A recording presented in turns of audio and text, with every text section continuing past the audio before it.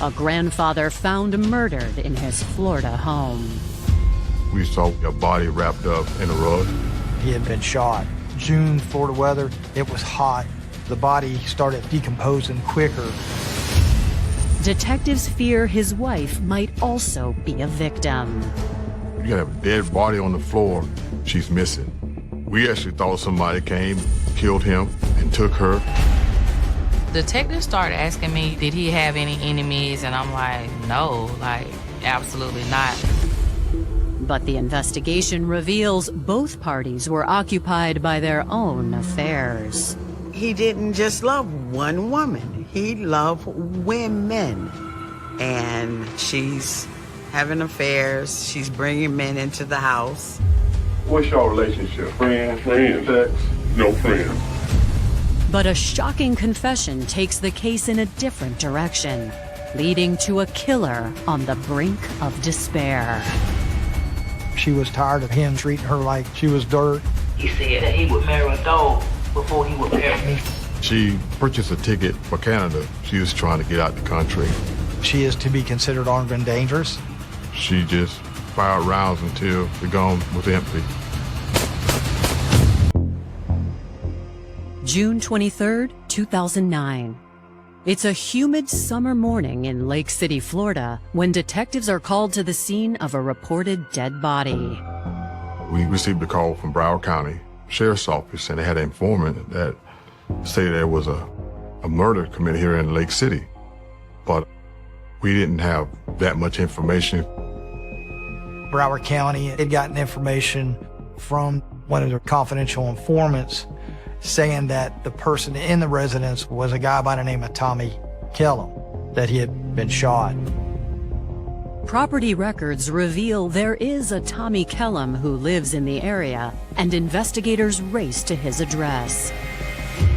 When I arrived, you can smell the body before you can actually walk all the way up to the house. We walk around, announce ourselves, try to look in the windows. No one answered, so at that time we made a decision to go in. And I kicked in the door. We saw what appeared to be a body wrapped up in a rug and with bags on the feet and head. CSI Detective Fenner unwrapped the body. His body had swollen up so badly that the necklace that he was wearing was indented into his body. We'd been there for a couple of days. It was hot, no air on. One of the investigators on scene knows the homeowner from around town and confirms the gruesome discovery. Knowing Tommy Kellum all my life, I knew it was Tommy Kellum on the floor, deceased. There were a couple places that appeared to be holes in the chest, one in the upper chest and one in the lower chest. So we assumed that those were gunshot wounds. You know, being in June, Florida weather, it was hot. The body started decomposing quicker than if it would have been cooler weather. So we needed to get out there and find out exactly when somebody had heard from Mr. Kellum so we can determine about when the incident occurred and to find out exactly what took place and the reasons why. It is a really close-knit neighborhood. Everybody knew Tommy Kellum. I never seen him, upset or, mistreating anyone. He was just a good guy.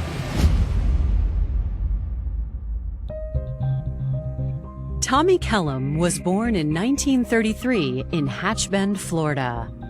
He was the eldest of 9 children, and a family tragedy forced him into a leadership role at an early age. My grandparents were sharecroppers and they worked in the fields. My father was a teenager when he lost his father and his mother. We do not know the cause of death for my grandfather, but they said my grandmother died of a broken heart. All the boys were older, so they went to the fields, they worked, and they took care of the family. They were children taking care of children. My grandfather, he learned, hard work, perseverance. He had to make sure that they had everything that they needed. Once Tommy's siblings were old enough to take care of themselves, he set off on his own. And the strong work ethic he developed served him well. My dad moved to Lake City, and he bought him some trucks, and he started his own pulpwood business. My grandfather's business was very successful. Entrepreneurship is just like in his blood. With success came a newfound sense of style and purpose. My grandfather felt like appearance was important. You can't just look any kind of way. You have to look like you love yourself. So he always took pride in how he dressed. He was very stylish. In 1954, when he was 21 years old, Tommy fell in love with a young woman named Daisy. They married and started a family together. They got a house together, and I came along. A few years, maybe 2 years after, I had a great relationship with my dad. I didn't want for anything. My father made sure of that. He loved racing. He loved his motorcycle, and he loved women. He didn't just love one woman. He loved women. Unfortunately, Tommy's wandering eye took a toll on his marriage. They got along, but I mean, you cannot say they had the greatest relationship, because who wants to be cheated on? Who wants their feelings hurt? Tommy's wife waited until their daughter grew up and moved out of the house to file for divorce. Once their marriage was over, she wanted to basically cut all ties where my father was concerned. He spent the next few decades enjoying his freedom. He was handsome. He had his own business. He always had a pocket full of money. So, of course, the women loved that. In his 60s, Tommy retired from the pulpwood business. In 2003, when he met a beautiful younger woman named Brenda Watson, he finally seemed ready to settle down. The age difference was about 30 years. That really wasn't an issue for me. It was just whatever aura she let off, it just did not match my energies for the woman that should be with my father. She didn't have a car. She didn't have a job. It just, I could not understand why you're with this woman. I welcomed her in, regardless of how others may have felt about her. I felt like if my granddaddy liked it, I love it. Despite their 30-year age gap, Tommy and Brenda were perfect for each other. Brenda made him, feel just a little spark of youth back. She was young and fun. After dating for a few years, Tommy, now in his 70s, decided to ask Brenda to marry him. At that point, he's getting older, and I feel like maybe he just did not want to grow old by himself. Whatever my grandfather wanted to do, Brenda would do. She would be right beside him. She was just like a part of the family. But their May-December romance has come to a disturbing end after Tommy's body was found decomposing in their Florida home. Brenda is not at home to provide any answers, but other friends and family have already started to show up at the house. I got a call early that morning from a friend of mine, and she said, "Come to Lake City, the police at your daddy's house." I received a phone call from my mom. She says, "Go to granddaddy's house and see what's going on." As I was walking up, one of the detectives pulled me to the side, and, he confirmed that it was my grandfather.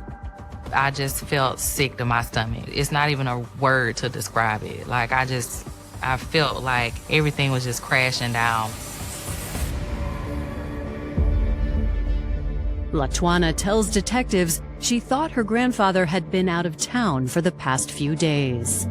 It was Father's Day weekend. And I had been calling my grandfather, trying to talk to him. I was not able to get an answer. So then, I called Brenda. And she says, we came down here to Lauderdale to, see some of my family. I was like, okay, well, I tell you what, tell him to call me back. To investigators, the timeline doesn't add up. They question if Tommy ever made it to Fort Lauderdale to begin with. We was kind of confused, what was going on. He's on the floor dead. Brenda's missing. We actually thought somebody came, killed him, and took her. The outstanding question for us was, where was Brenda Watson? Brenda's not there, so you don't know if she's possibly a victim in a situation gone bad or a suspect. Coming up, investigators get a crucial lead. I got a finger on that's missing, and old man is dead. And they discover the truth about Tommy and Brenda's marriage. Brenda resided here at the residence, but it was not as husband and wife.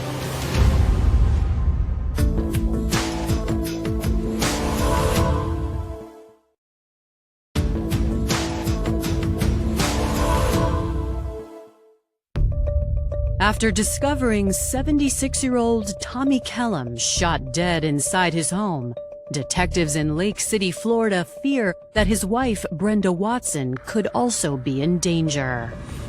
We try to get a hold of some relatives because that was the last place that we knew that Brenda was. Well, both of them was. They are unable to reach anyone, but credit card records appear to confirm a trip to Fort Lauderdale about 300 miles away. Tommy's wallet was missing, so we did a subpoena on his credit cards. It was established that the card was used multiple times in the Fort Lauderdale area. The timestamps on those withdrawals put the couple in Fort Lauderdale over the weekend. The question for investigators is, what happened to them after that? They hope the crime scene holds the answer.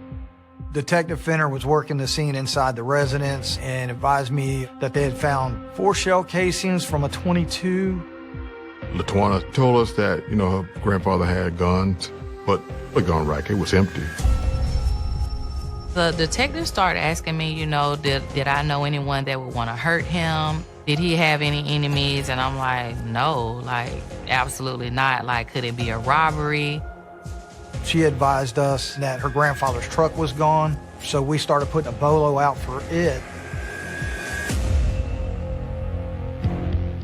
As additional family members arrive at the scene, investigators learn more about Tommy and Brenda's relationship. Brenda's lifestyle was she wanted to party, have fun, do what she wanted to do, come in all hours of the night, and Tommy didn't want any part of that. He was at the age to where he wanted to be settled down. According to Cassandra, Brenda's behavior drove her father to end their marriage. The neighbors are saying that she's having affairs, she's bringing men into the house. So that's, as far as I know, that was the reason for the divorce. Brenda resided here at the residence, but it was not as husband and wife. They had a roommate situation. At that point, my grandfather was making her pay bills. But it seems Brenda often ignored the boundaries Tommy put in place. According to the family, Brenda was jealous. She had to go everywhere Tommy went. Basically smothered him, wouldn't let him do anything. Brenda had told LaTwana that she was in Broward County, where the tip about Tommy's murder originated. So with the information that we received and then the family showing up at the scene, we now think that Brenda is possibly a victim or a possible suspect. Columbia County detectives contact the Broward County Sheriff's deputy who received that tip and ask him to press his confidential informant for more details. Well, he went back to the informant and told him, you need to tell me who giving you this information. And the informant told him the person named Jeffrey Love was involved. The informant said that Jeffrey went and told somebody that he helped his cousin kill somebody in Lake City. We still didn't know who Jeffrey Love or his cousin were. Once we got the information, we then started going into his background, looking into what type of person he was. Found out he had did some prison time, so that threw a red flag. Jeffrey Love served 6 years in a South Carolina prison before being released on probation in 1996.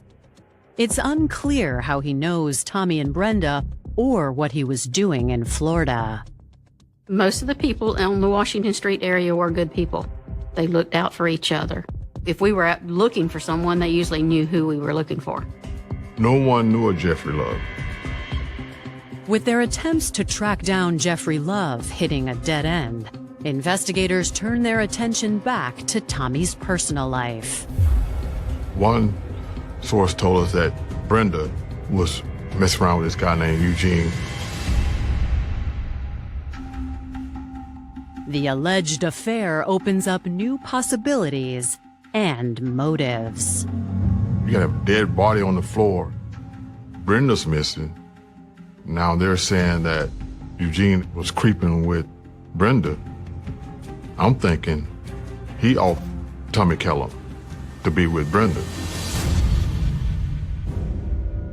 A public record search easily provides detectives with Eugene's address. We went and picked him up, took him back to Columbia County Sheriff's Office in an interrogation room and spoke with him. You know what's going on? Yeah, I got a friend girl that's missing, and her old man is there. When last time you talked with her? Oh, I seen her Saturday morning.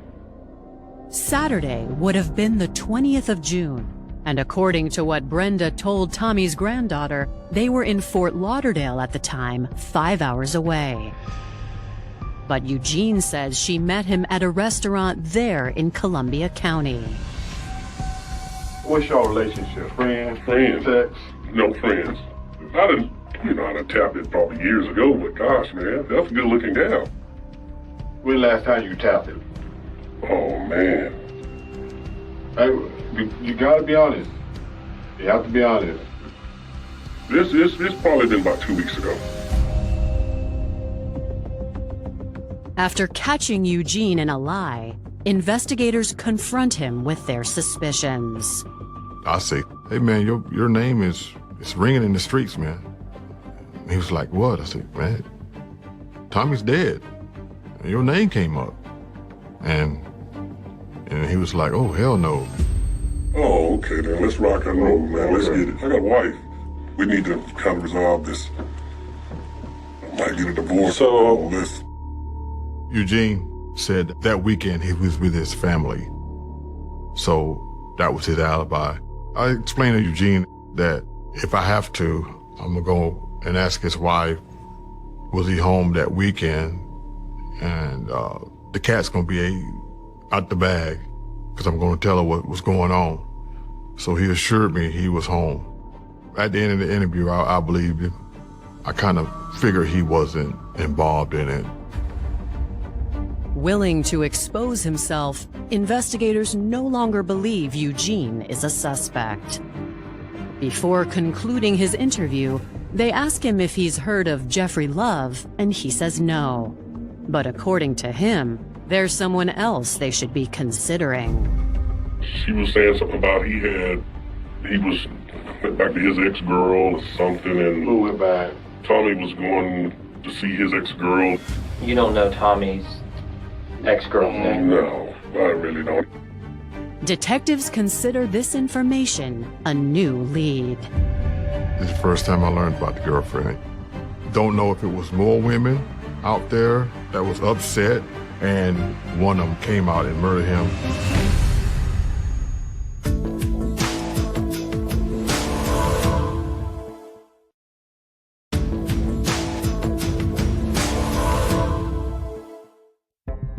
Tommy Kellum has been found murdered in his home, and no one has seen his wife, Brenda Watson, for 3 days. Investigators learn from Brenda's lover that Tommy was having affairs as well, and they revisit Tommy's family to see if they can provide a name. Helen was my grandfather's girlfriend at one point in time. They had been dating on and off for years, but with him dealing with Brenda, Helen was dead set against, having any sort of romantic relationship as long as he was still with her. I think after the divorce, him and Helen started seeing each other more. But according to them, Helen is the last person who'd commit murder. I call her my aunt. I know that she loved my grandfather tremendously. There was no reason for her to harm him. Tommy's daughter Cassandra tells investigators that the only conflict in his life came from Brenda and her jealousy.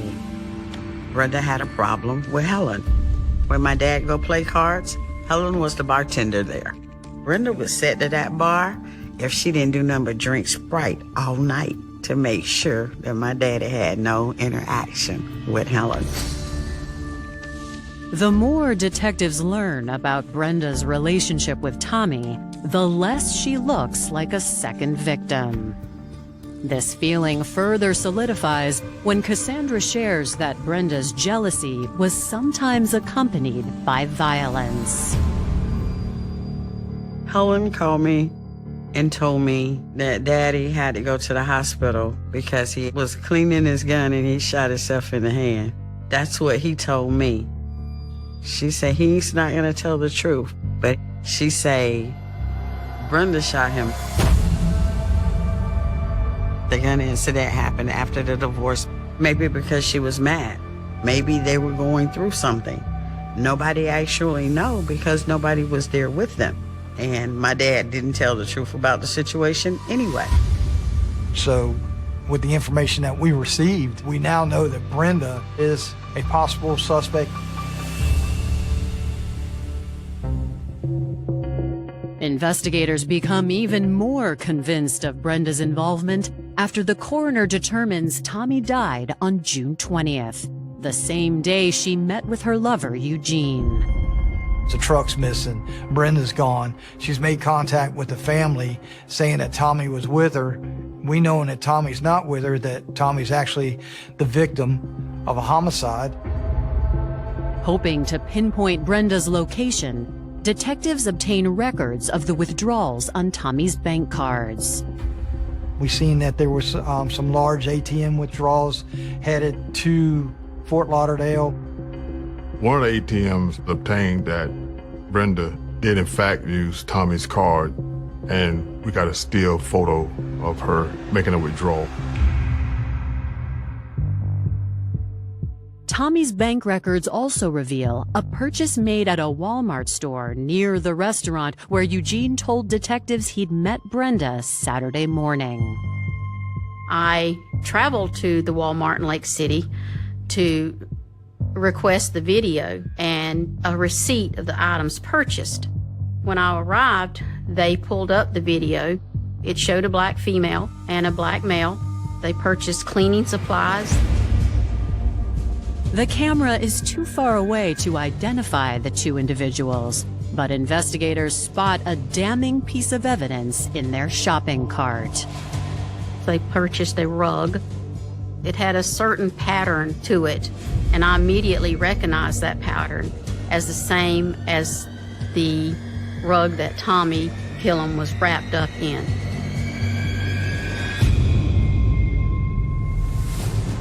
Walmart security provides additional footage from the register the couple used to check out. The closer angle enables detectives to identify the woman as Brenda. The man with her remains a mystery, but he's clearly not Eugene, so detectives once again reach out to the Broward County Sheriff's Office and request their informant take a look at the video. The black male was identified as Jeffrey Love by the confidential informant. Coming up, a startling confession. Look at us being so wrapped in sheets. Get me away from here. And investigators launch a manhunt for their killer. She is to be considered armed and dangerous.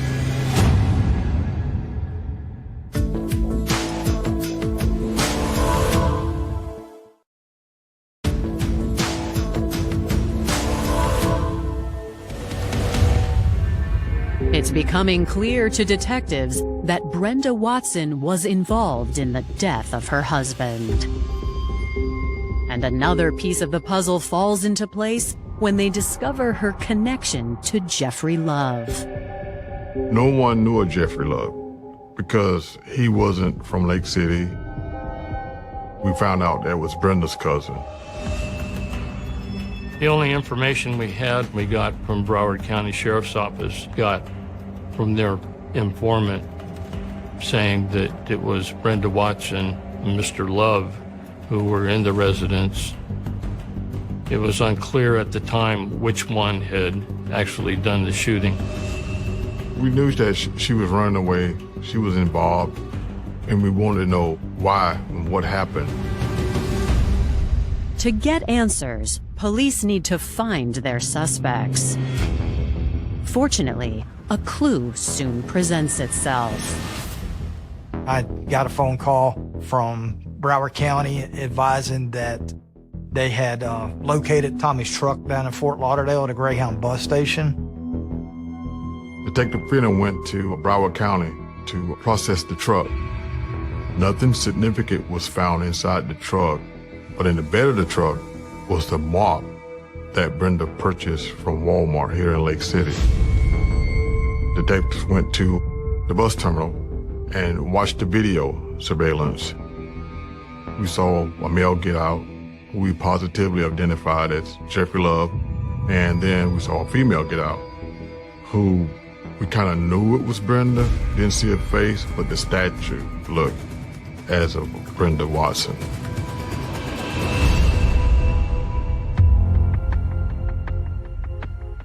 Detectives watch Brenda and Jeffrey exit Tommy's truck and enter the bus terminal together. They each purchase tickets, but to different destinations.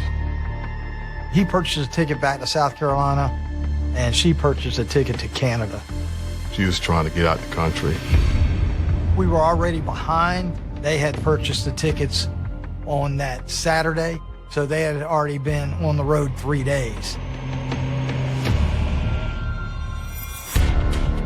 Brenda's bus is still en route, but Jeffrey's has already made a stop in his home state of South Carolina.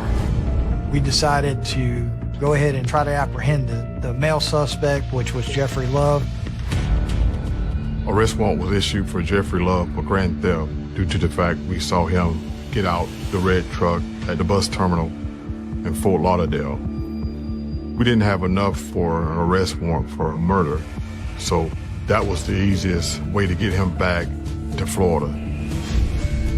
We contacted the law enforcement in South Carolina, advising that we had a warrant for Jeffrey's arrest.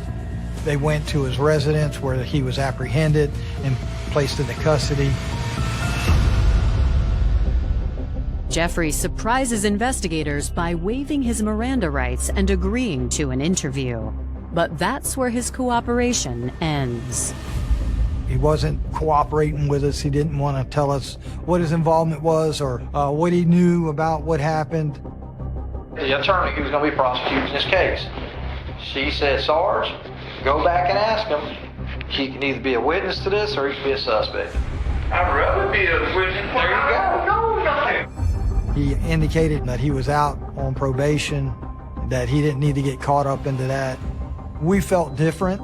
We felt that there was more that he knew than he was telling us, so we continued to hammer him. When I said what you did, we said you're involved. I'm telling you, I ain't have nothing to do with nothing, man. After several hours of interrogation, Jeffrey finally seems to realize his predicament. He thought he was just being arrested on the grand theft. Until I was like, no, you're about to get charged with homicide. Like I said, Sarge, I told you that there, Sarge, I ain't got nothing to do with that. So if you gonna crucify me for that there, Sarge, or what? Yeah, we just wanna know what happened. Sarge, I ain't trying to get in no trouble. But here it is, I'm in some trouble on some bullshit talks. Like I said, y'all ain't gonna let me go home. You know? It's not up to me. Who it up to? It's up to you. That's when he started talking a little bit. She was trying to get me in the inside. I said, hell no. I smelled a foul odor.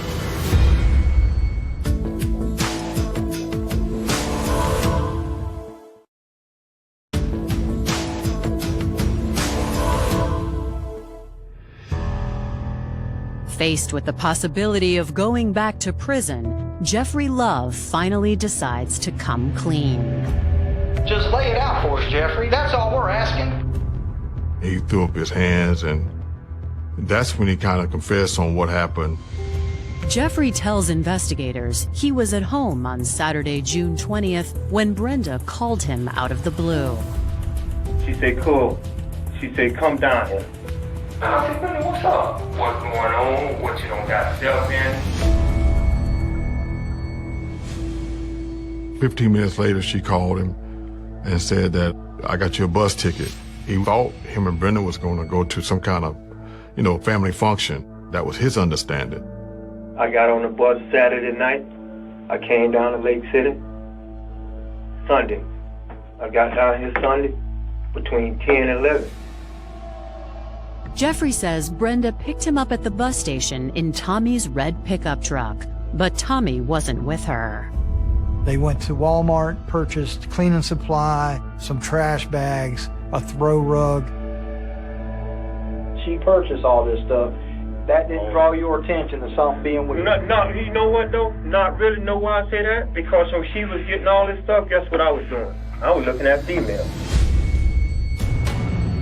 After the shopping spree, Brenda dropped him off at his motel and left for a few hours. When she came back to the motel and got me, that little boy over there. They went and got something to eat. After they ate, he went to the house.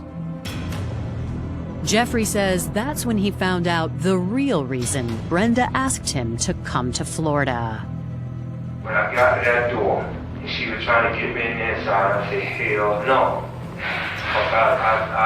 When I got to that inside, I smelled a foul odor. When I was looking, I seen something wrapped in sheets. I said, get me away from here.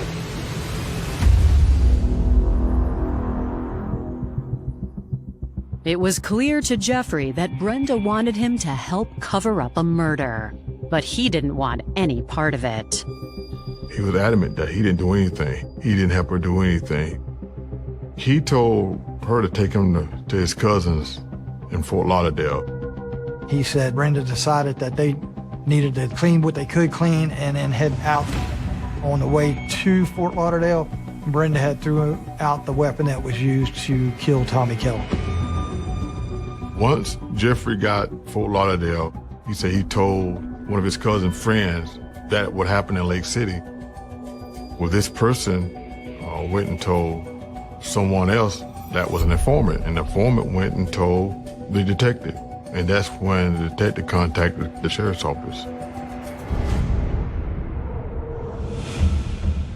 Jeffrey's confession matches the evidence collected, so detectives are inclined to believe him.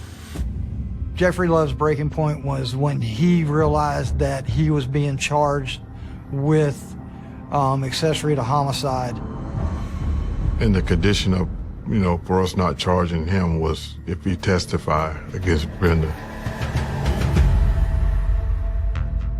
But before Jeffrey can be put on the stand, Brenda has to be found and arrested before reaching her final destination in Canada. On a manhunt now, yeah, we're on a manhunt. They were trying to follow the buses, and there was not going to be a guarantee that they could get her because she may have gotten off the bus at, a unknown location.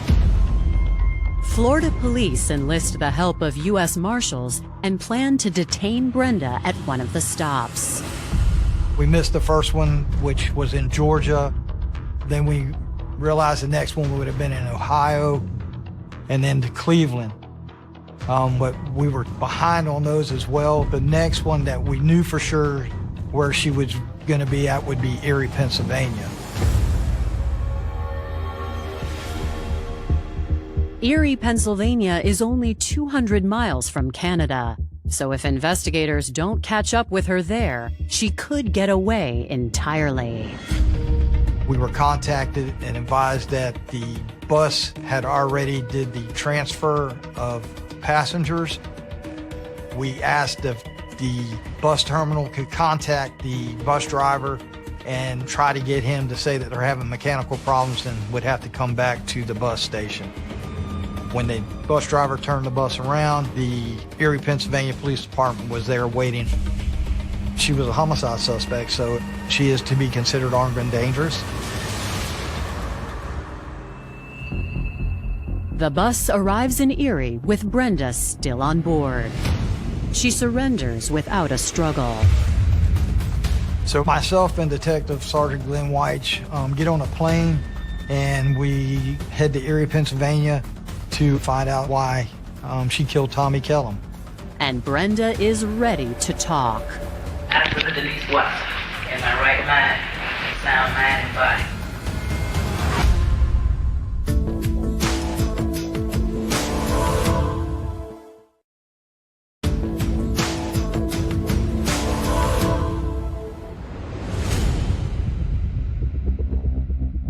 I put the Denise Watson in my right mind, sound mind and body. I'm guilty of taking the life of Mr. Tommy Lee Kellum. When investigators arrive in Pennsylvania to question Brenda Watson, she surprises them again. She's wanting to tell us that she had killed Tommy Kellum and she wanted to read her statement. Her demeanor was calm, soft-spoken, remorseful for what she'd done. According to Brenda, the living situation with her ex-husband had reached a breaking point. Tommy was seeing somebody else and not wanting to make a commitment to her. I think that this began to set Brenda off, get her to more jealous. Brenda says after everything, she still loved Tommy.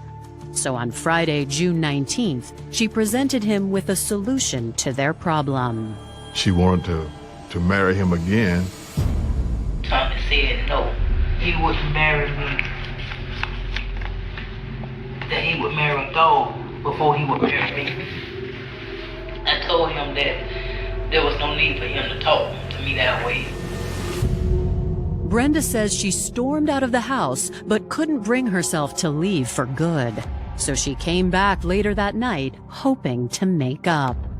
When she came in around 1 or 2, I believe, she said she was going to cook something to eat and he wouldn't allow her to cook anything. He said that I was not cooking anything that night. Went to his room, locked the door, and pulled the breaker box switch. I lit 3 candles, begged and pleaded with him to turn on the lights, and he ignored me. Brenda says she sat in the dark the rest of the night, replaying their entire relationship in her head. She was tired of Tommy treating her like she was dirt, like she was a nobody. I guess you could say she snapped. I went to the gun rack and got the first gun I could feel. And I stopped, stood against the dinner table. She waited for him to come out of his bedroom to go to the bathroom. When he opened the door, I pushed the trigger. She just fired rounds until the gun was empty.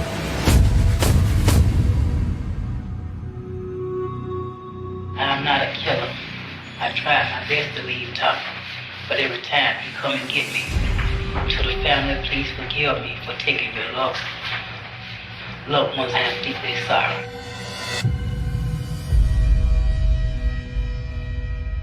Brenda is charged with first-degree murder and stands trial in 2012. She decided to waive a jury trial and do a bench trial. No jurors. The judge makes a ruling. Brenda's attorneys attempt to lessen the impact of her confession by mounting a battered woman defense. The defense lawyer said that it was self-defense. They wanted to paint a picture of my dad being this monster, but my dad wasn't no monster. She never reported the violence, so it was kind of hard to establish. Despite the lack of evidence, the argument seems to hold some sway with the judge. The judge indicated that he didn't feel that there was enough indication for a first-degree murder charge, so she got second degree. She was sentenced to 30 years at Lowell Correction Facility. When the judge, read the verdict, she looked at me. I looked at her. It was very intense. And I just basically told her, just for the sake of my own self, that I forgive her. I forgive her. But she's gonna get what she deserves now.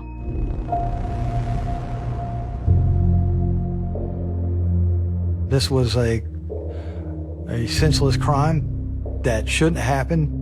Brenda should have found other places to go or other people to stay with. She wasn't under lock and key or being held against her will. We lost my father. Brenda's children lost their mother. Their grandchildren lost their grandmother.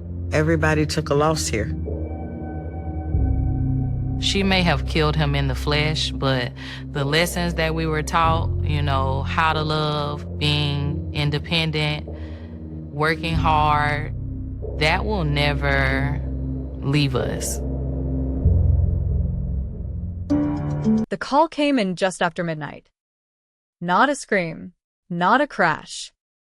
Just a breath and then nothing. 6 seconds of open line. 6 seconds of silence. Then the connection died. Dispatch logged it as a dropped call. Routine. Forgettable. By sunrise, it would become something else. A cold case. A disappearance, so complete it felt deliberate.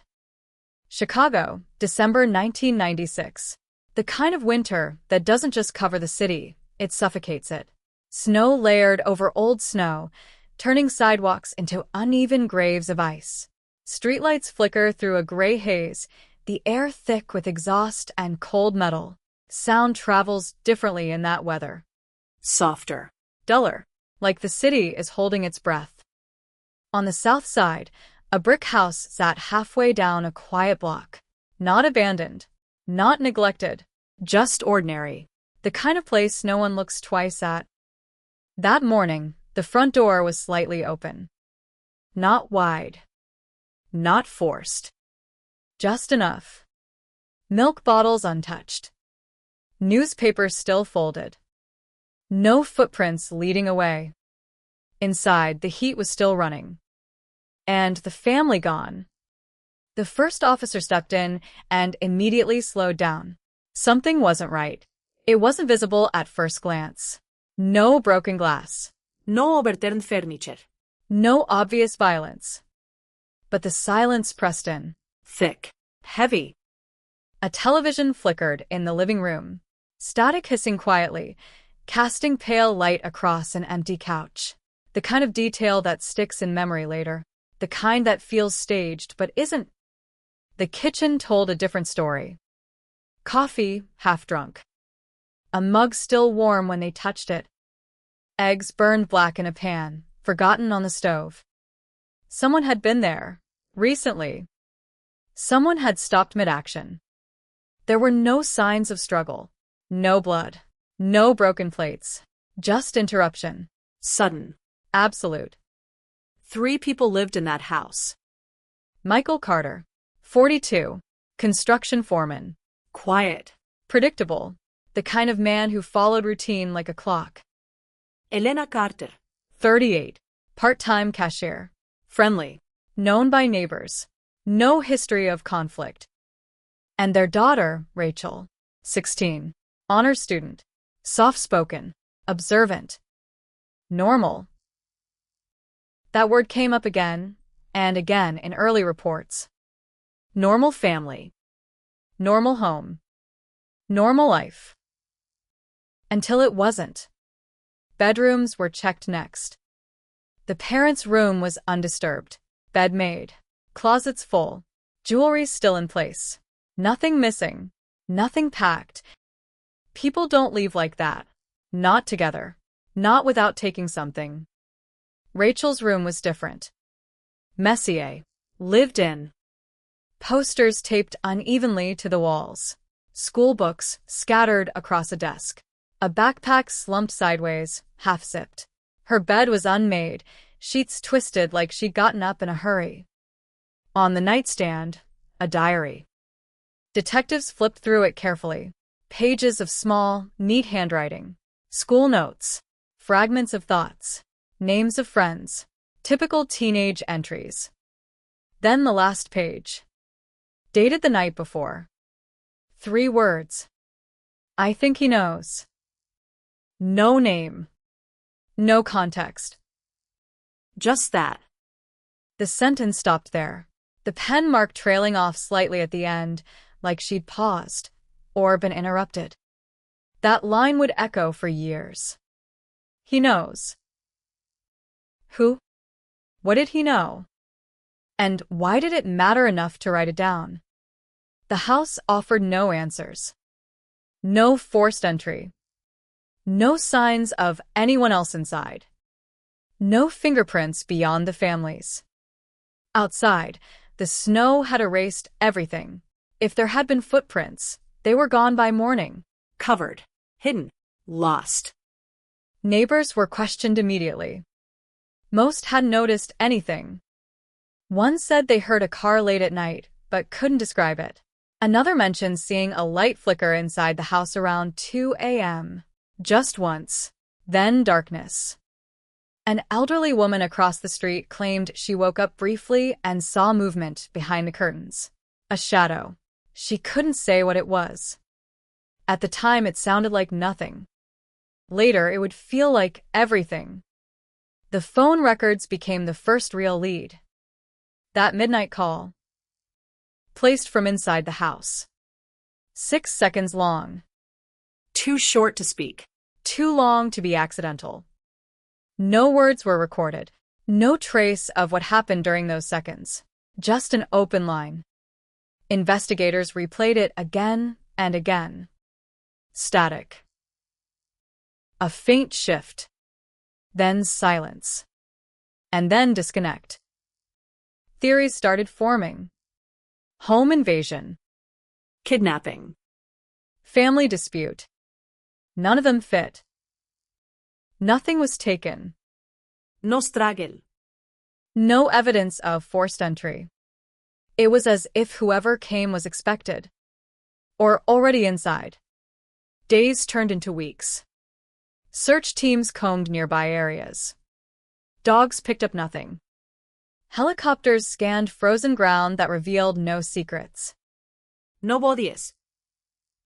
No witnesses. No movement on bank accounts. No calls to friends or relatives. The Carters had simply vanished. The media picked it up quickly. Chicago family disappears overnight. No clues, no trace. Then another phrase began to circulate. Cold case. Too early. Too final. But it lingered. Because nothing was changing. Detectives followed every possible lead. Coworkers. School friends. Distant relatives. No one knew anything. No one had seen anything. No one understood. Michael Carter had no known enemies. Elena had no conflicts. Rachel had no history of trouble. No threats.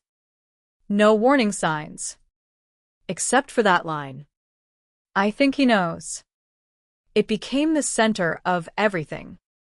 They tried to connect it to someone, anyone. A teacher. a neighbor, a friend. But the circle never closed. Years passed. The house was eventually sealed, then sold, then abandoned again. New owners didn't stay long. Something about the place unsettled people. They couldn't explain it. They just left. Neighbors avoided it. Conversations about it grew shorter over time, then stopped altogether. The city moved on. But the file didn't disappear. It sat in storage, thick, unsolved. A cold case. One of many, but different. Because of how clean it was. How complete the absence felt. Not a crime scene. A vanishing point. And then, 2 decades later, something shifted. Not in the house. Not in the streets. Not in the system. In a basement.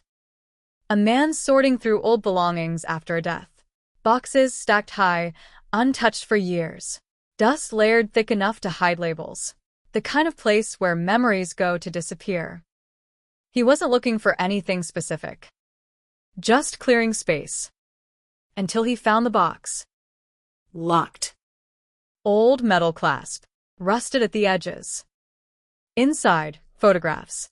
Letters. Fragments of a life carefully stored away. And one object that didn't belong. A cassette tape. Black. Unmarked, except for a strip of faded white label. Handwritten words barely visible. December 14th, don't listen. The date matched the night. The night the call came in. The night the family vanished. The man stared at it for a long time. Then he made a decision. He played it. The tape hissed as it turned, static at first. Old, worn-out recording. The kind that distorts time, stretches seconds into something heavier. Then a sound. Faint. A voice. Not clear enough to understand. Not at first. But unmistakably real.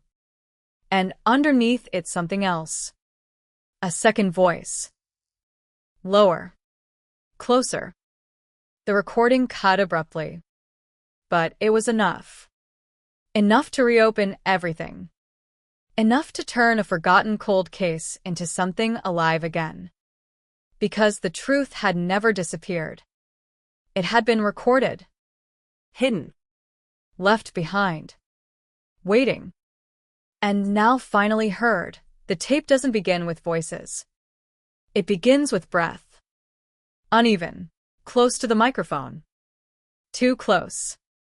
A faint scraping sound follows, like something brushing against fabric. Then a soft click, mechanical, deliberate. The kind of sound you only hear when someone is holding the recorder, adjusting it, making sure it's on. Then silence again. Not empty silence. Occupied silence. Detectives would later say that was the most disturbing part.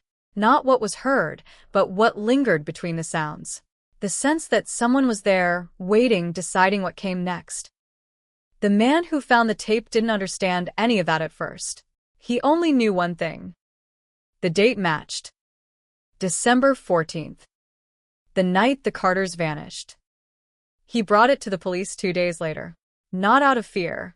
Out of curiosity. A strange instinct that this wasn't something to keep. At the station, the case file was pulled from storage. Thick. Yellowed. Edges worn from years of handling and then neglect.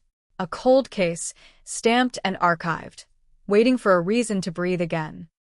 This was the reason. The tape was digitized immediately. Cleaned. Enhanced. Every second isolated, stretched, examined. And that's when the voices began to take shape. The first voice, female. Young. Soft, but strained. Rachel. There was no doubt after comparison. The tone, the cadence, the slight hesitation between certain words, it matched her school recordings perfectly.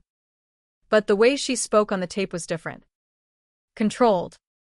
Careful. Like someone choosing every word under pressure. I didn't mean to.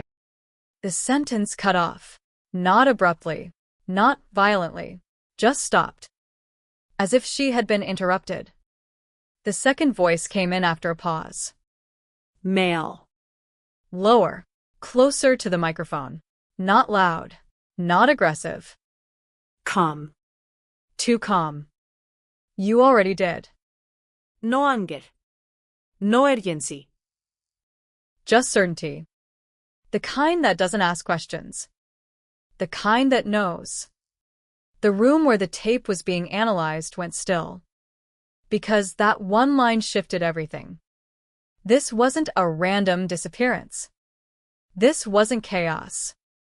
This was control. The rest of the recording was fragmented. Pieces of sound layered over static. A chair moving. A faint thud. Something metallic brushing against a surface. Then Rachel again. Please. Barely audible. Almost swallowed by the tape itself. And then, nothing. The recording ends not with a struggle, not with a scream, but with absence. A soft click, like the recorder being turned off. Deliberate. Whoever made that recording meant for it to exist. The investigation reopened within hours. Old names resurfaced. Old statements re-examined. Every detail that once seemed irrelevant was pulled back into the light. The family. The house. The night. And most importantly, the people around them. Because one thing was now clear. Rachel had not been alone. And she had known something. I think he knows. The diary entry was no longer a mystery without direction. It was a warning. The question was, who was he? Detectives started with proximity. Neighbors. Friends. Anyone who had access to the house. Anyone who wouldn't need to force their way inside. Because there were still no signs of forced entry. Which meant one thing. The door had been opened. From the inside. Interviews from 1996 were replayed. Old tapes pulled from archives. Voices of neighbors, slightly younger, slightly clearer, speaking about that night like it was just another winter evening. One name appeared more than once. Not prominently, not suspiciously. Just present. Daniel Reeves. 31 at the time. A family acquaintance. Not a close friend, but familiar enough. He had done repair work on the Carter house a few months before the disappearance. Fixed a leak in the basement. Replaced a section of wiring near the kitchen. Nothing unusual. Except now it was. Because Daniel Reeves had never been questioned beyond a routine statement. He said he hadn't been near the house that night. No one had challenged that. At the time, there was no reason to. Now there was. Records showed he had moved out of Chicago less than a year after the disappearance. No forwarding address that mattered. No follow-up. He had simply left. Like the case itself. But there was something else. Something buried deeper in the file. A note. Handwritten. Nearly overlooked. Rachel had mentioned him once before. Not by name. Just a description. The man from the basement, he watches too long. At the time, it had been dismissed. A teenager's imagination. A vague discomfort. Nothing actionable. Now it felt different. Now it felt like a clue. The house was reopened for the first time in years. Dust had settled into every surface. The air was stale, heavy with the weight of time. But the structure remained the same. Unchanged. Frozen in the moment it had been abandoned. Investigators moved slowly, retracing steps taken decades earlier. The kitchen. The living room. The bedrooms. Nothing new. Until they reached the basement. The same basement Daniel Reeves had worked in. The same space Rachel had written about. It was colder down there. Not just temperature, something else. The kind of cold that doesn't come from air. The walls were unfinished. Exposed beams. Old wiring running along the edges, pipes that rattled faintly when the heat moved through them. And in the far corner, a section of wall that didn't match. The wood was newer, slightly different grain, slightly different color. Subtle. Easy to miss. But not invisible. They pulled it apart carefully.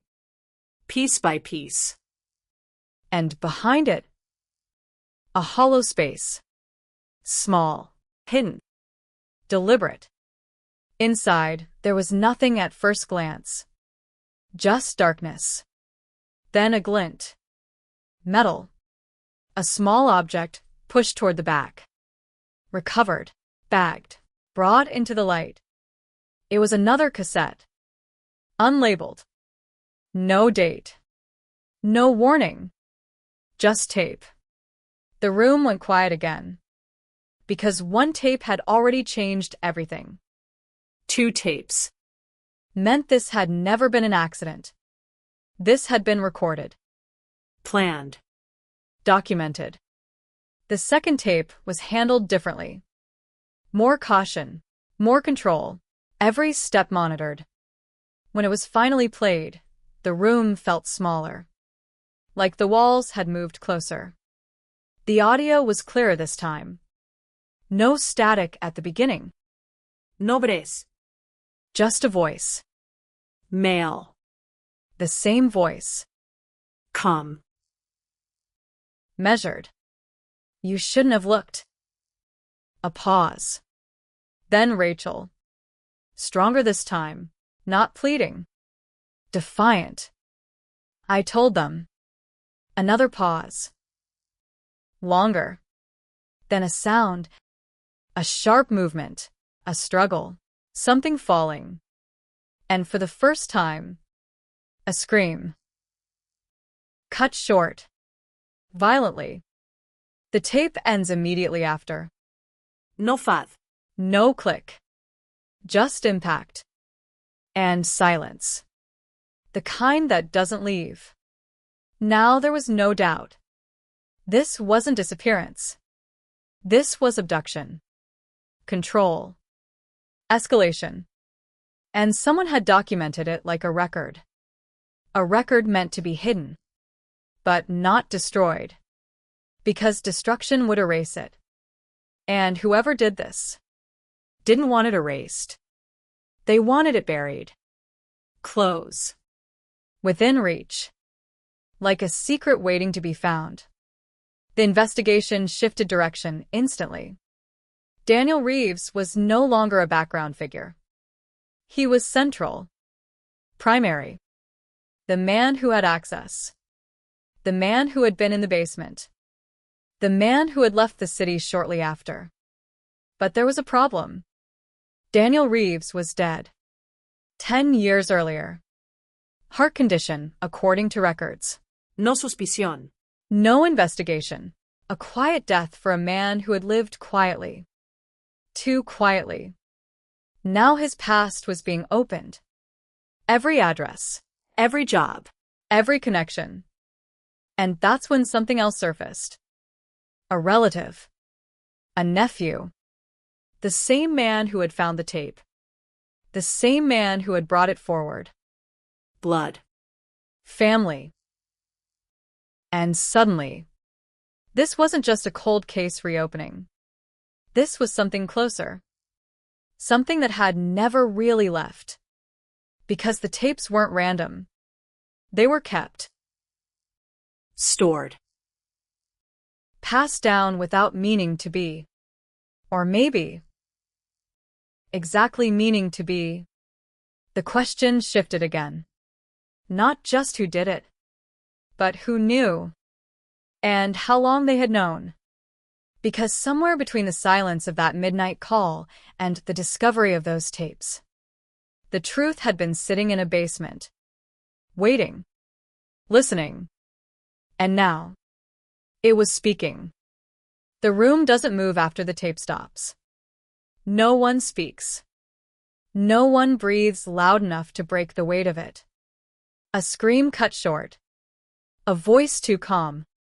A sentence that lands harder the second time you hear it. You shouldn't have looked. Detectives replay it again. Then again.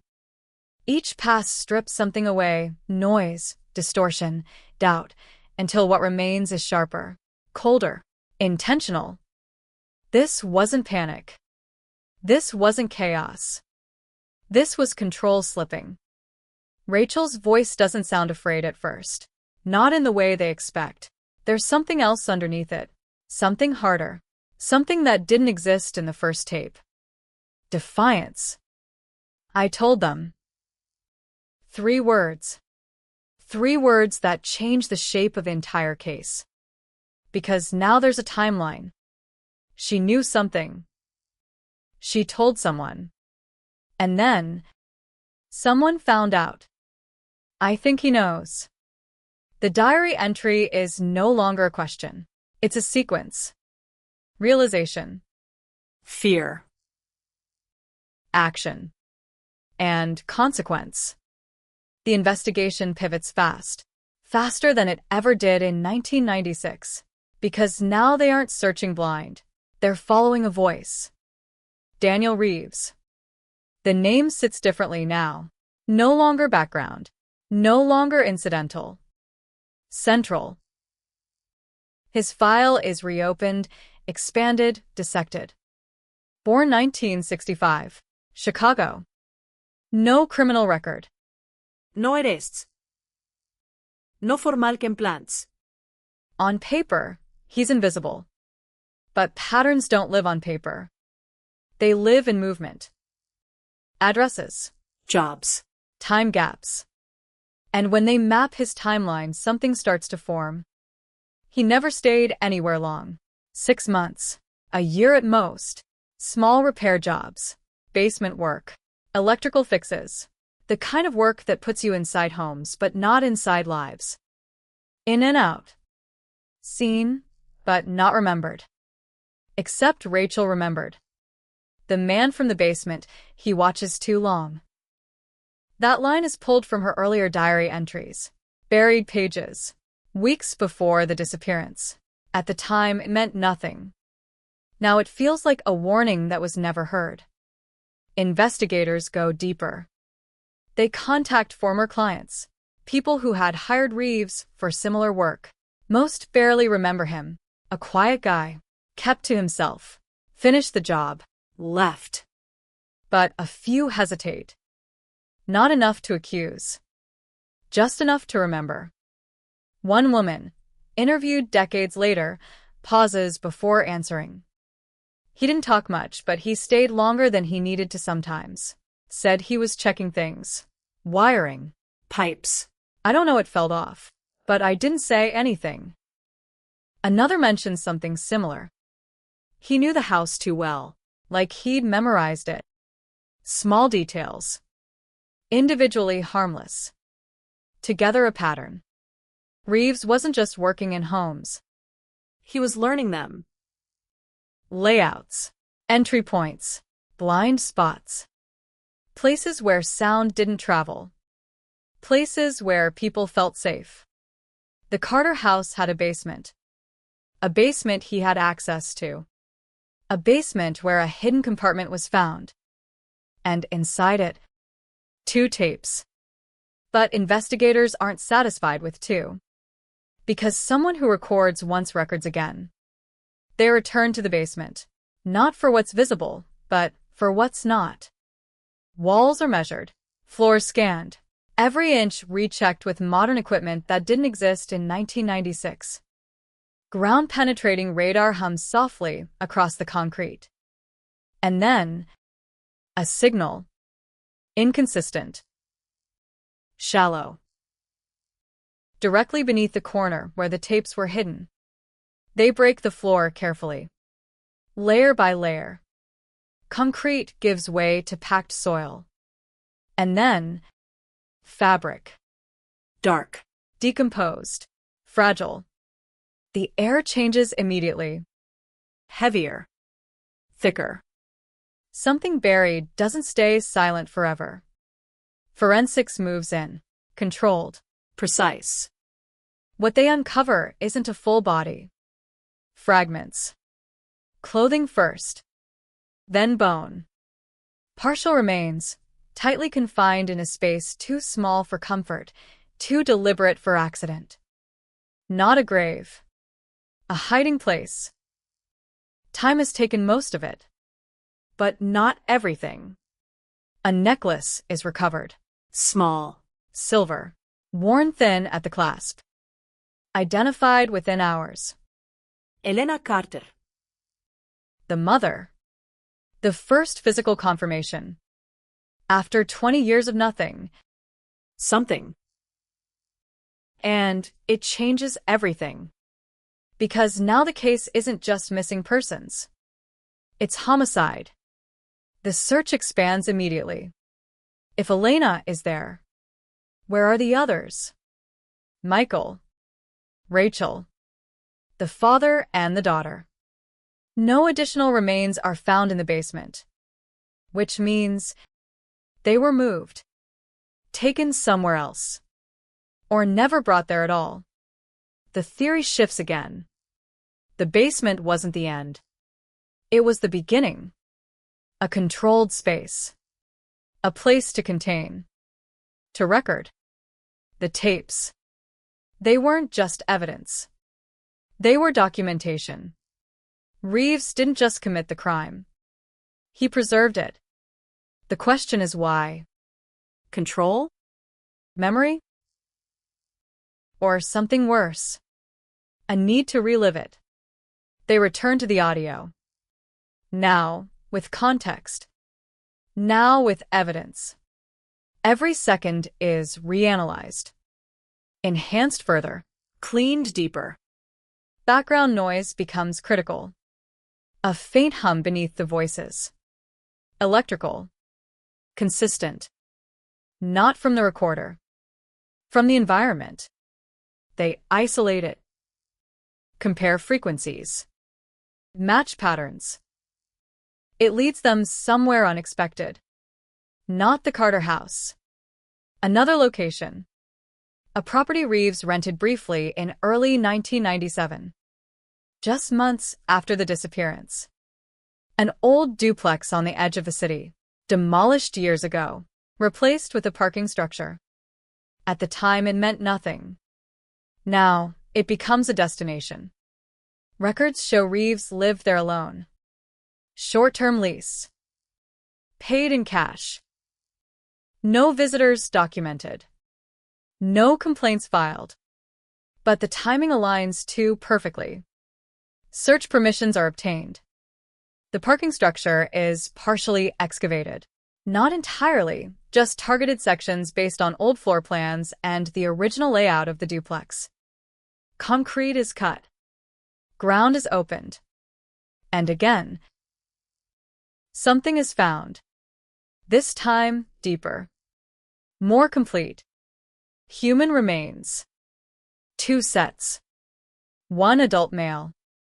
1 adolescent female. Michael Carter. Rachel Carter. The case that had no bodies now has all 3. Separated. Moved. Hidden across locations. Deliberate. Calculated. Controlled. Forensics confirms cause of death. Blunt force trauma. Close range. No hesitación marks. No defensive wounds strong enough to suggest prolonged struggle. It was fast. Efficient. And then, transport. Reeves didn't just act. He planned after. He divided them. Kept one close. Moved the others. Why? The answer begins to form in pieces. Elena, hidden in the original house. The others, taken away. Control over the space. Control over the memory. Different places, different meanings. But one constant remains. Rachel spoke. I told them. Detectives go back again. Who did she tell? School records are pulled. Teachers. Counselors. Friends. One name surfaces repeatedly. A guidance counselor. Margaret Hale. Retired. Still alive. They find her living quietly outside the city. A small house. Routine life. Nothing remarkable. Until they mention Rachel Carter. She freezes. Just for a second. But it's enough. They sit across from her. No pressure. No accusation. Just questions. And slowly, She begins to talk. Rachel had come to her 2 days before the disappearance. Nervous, distracted. Said she felt uncomfortable around someone. Didn't want to name him at first. But eventually, She did. the repairman said he looked at her differently, stayed too long, asked questions that didn't feel right. Margaret advised her to tell her parents. Rachel said she would. I think he knows. The timeline locks into place.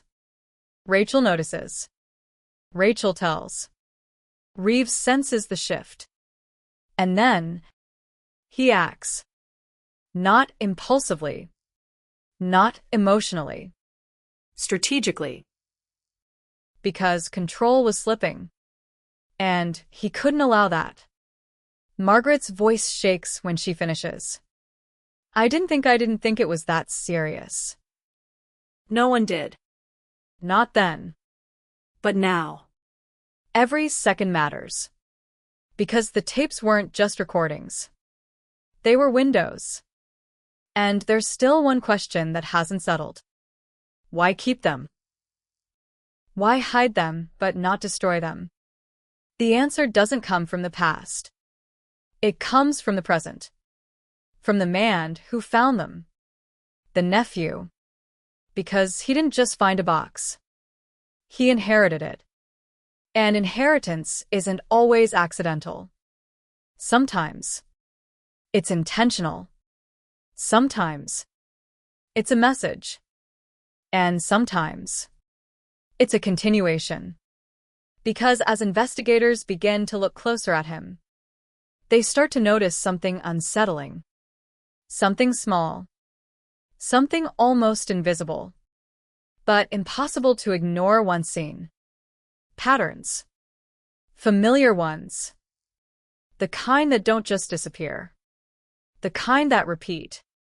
And suddenly, the case isn't just about what happened in 1996. It's about what might still be happening now. Because the past didn't stay buried. It was passed on. And now, it's awake. The room shifts the moment his name becomes more than a footnote. Ethan Reeves. Not a suspect. Not yet. Just a man who opened a box.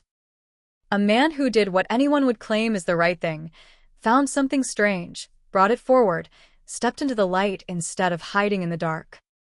But the case no longer trusts simple narratives. Because nothing about 1996 was simple. And nothing about what followed feels accidental. Ethan sits in a small interview room, hands folded, posture controlled. Not defensive. Not nervous. Just measured. The kind of calm that doesn't break easily. He answers questions directly. Where did you find the box? In my uncle's basement. After he died. Did you know what was inside? No. Why bring it to the police? A pause. Not long. Just enough. Because of the date. December 14th. He says it like it matters. Like he already knew it should. Detectives exchange a glance. Subtle. Quick. But it lands. How did you know the date mattered? Another pause. I've heard about the case. That's true. Everyone in that part of the city had heard about it at some point. The family that vanished. The house that never felt right again. But hearing about something and recognizing a date on a tape that tells you to bring it in? Those are different things.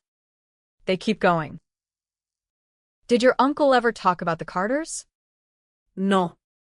Did he ever mention the tapes? No. Did he seem unusual? Ethan shrugs slightly. He kept to himself. That part aligns. Daniel Reeves had kept to himself too. Quiet. Controlled. Observant. The interview continues for over an hour. Every answer clean. Consistent. Nothing that raises immediate alarm. But something lingers. Not in what he says. In how he says it. There's no confusion. No searching for memory.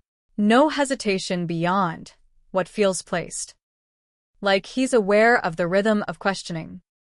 Like he knows how to sit inside it. After he leaves, the room exhales. One detective leans back, arms crossed. He's too clean. Another nods. Or he's just not involved. Silence. Then, no one thought Reeves was involved either. That lands heavier. Because that's the problem with patterns. You only see them after they repeat. Ethan's background is pulled immediately. Age, 32. Occupation, freelance électricien. The same field. Different time. Same access. Different face. Address history shows movement. Not as frequent as Daniel's, but not fixed either. Short-term rentals. Temporary contracts. Jobs that take him into homes. Inside spaces. Private spaces. The similarity is subtle. But it's there. And once seen, it doesn't disappear. They dig deeper. Financial records. Clean. No criminal history. No reports. No complaints. Social connections are limited. Few close relationships. No long-term partner. No strong ties that anchor him in one place. Again, not evidence. Just pattern. They bring him back in. This time, the tone shifts slightly. Still calm. Still professional. But more direct. You knew about the case before finding the tapes. Ethan nods. Everyone did. But you recognized the date. A beat. It stood out. Why? He looks at them. Not evasive. Not confrontational. Because it was written clearly. It's a reasonable answer. Too reasonable. They change direction. Did your uncle ever take you to job sites? Yes. How old were you? Teenager. Sometimes younger. What kind of jobs? Repairs. Electrical. Basements. The word lands. Basements. The same word Rachel used. The same space where everything began. Did you ever go to the Carter house? A pause. Longer this time. Not dramatic. Not obvious. But real. I don't remember. It's the first answer that doesn't land clean. Not a denial. Not a confirmation. Just absence. And absence has already proven dangerous in this case. They let it sit. Don't push. Not yet. Because pressure too early breaks nothing. It just hides things deeper. Instead, they shift back to the tapes. Did you listen to them before bringing them in? Yes. Why? Another pause. I was curious. That's honest. Too honest to challenge. What did you hear? A girl. A man. It sounded wrong. Did you recognize the voices? No. The answer comes fast. Too fast. And now the rhythm breaks. Because up until this point, Ethan has been measured. Careful. Now. He's quick. They notice. They don't react. But it's marked.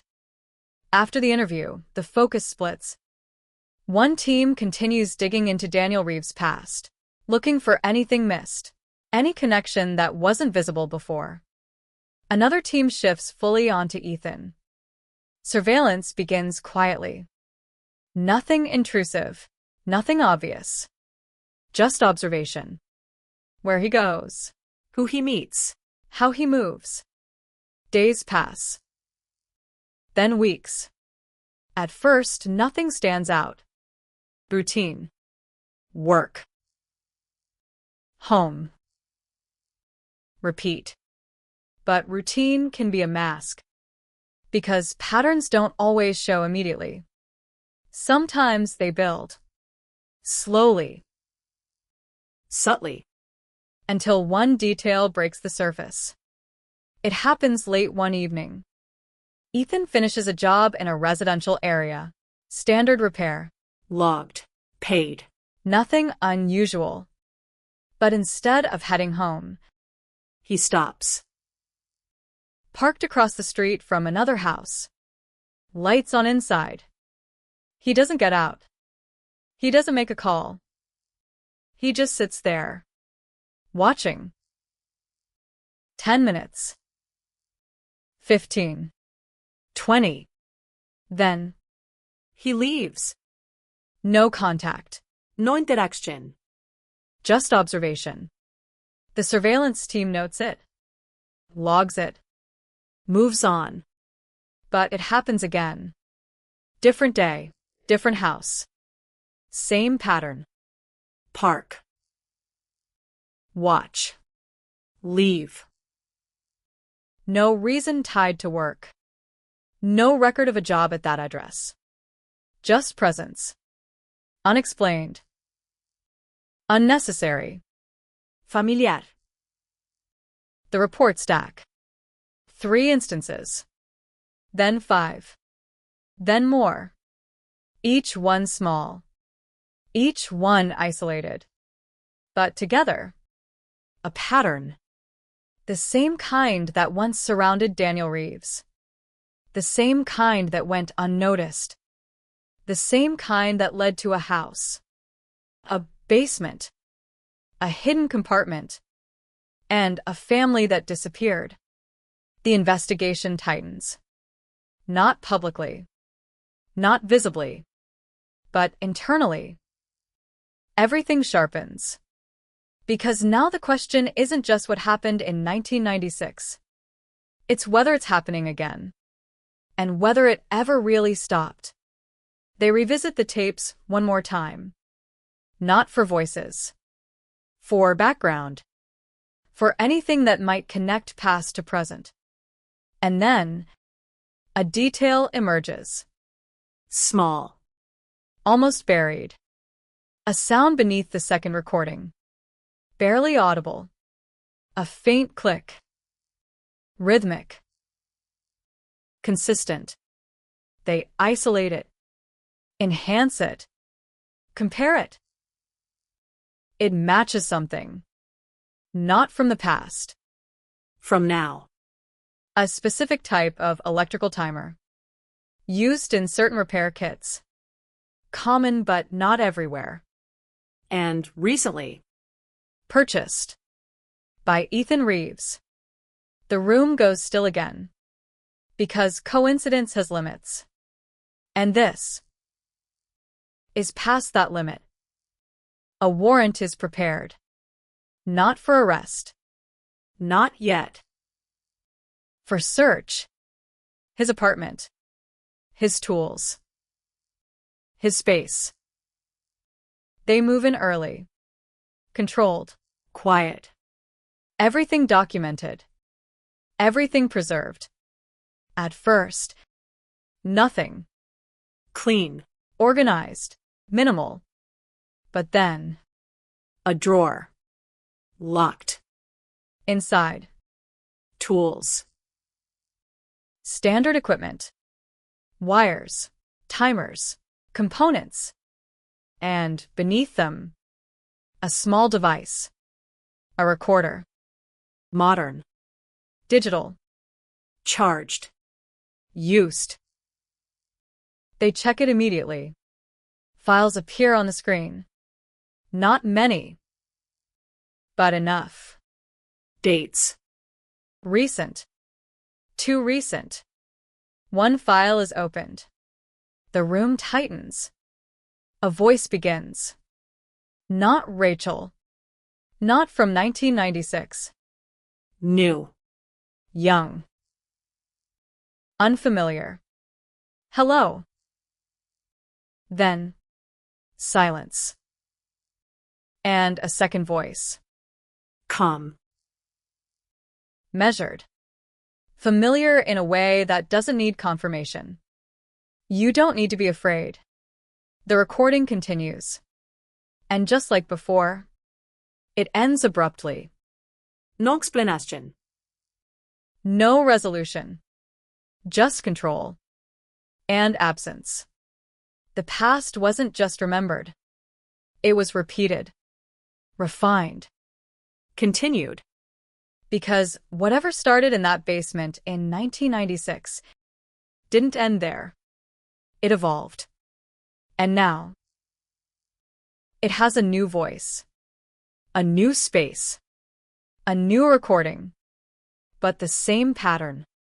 The same calm. The same control. And the same question echoing beneath everything. Not just who did it, but how many times it's already happened again. The recording doesn't end the way investigators expect. No scream. No struggle. Just a voice and then absence. Hello. Young. Confused. Not yet afraid. Then that second voice. Calm. Close. Controlled. You don't need to be afraid. The room freezes. Because they've heard that tone before. Not the exact words, but the shape of it. The stillness inside it. The absence of urgency. The quiet certainty that doesn't ask for control because it already has it. It's the same voice pattern from the 1996 tapes. Different decades. Different technology. Same delivery. And that's when the case breaks open in a way no one was prepared for. This isn't legacy. This isn't coincidence. This is continuation. Ethan Reeves is no longer a question. He's a pivot point. The search of his apartment expands immediately. What started as a controlled sweep turns into something deeper, more invasive. Every surface, every hidden compartment, every digital trace. Because one recorder means more. It always does. They find the second device in a toolbox. Smaller, older, battery removed, but not erased. Then a third, hidden inside a vent near the ceiling. Not labeled. Not organized. Scattered. Like someone who learned not to keep everything in one place. Each device holds fragments. Short recordings. Incomplete. Disconnected. But when laid side by side, they form a pattern. Different voices. Different ages. Same structure. An opening moment, uncertainty. A second voice, calm, guiding, controlling. A break. Then silence. No conclusions. No aftermath. Just interruption. The kind that suggests something happens off record. Something the recorder isn't meant to capture. Or something the person controlling it doesn't want to hear again.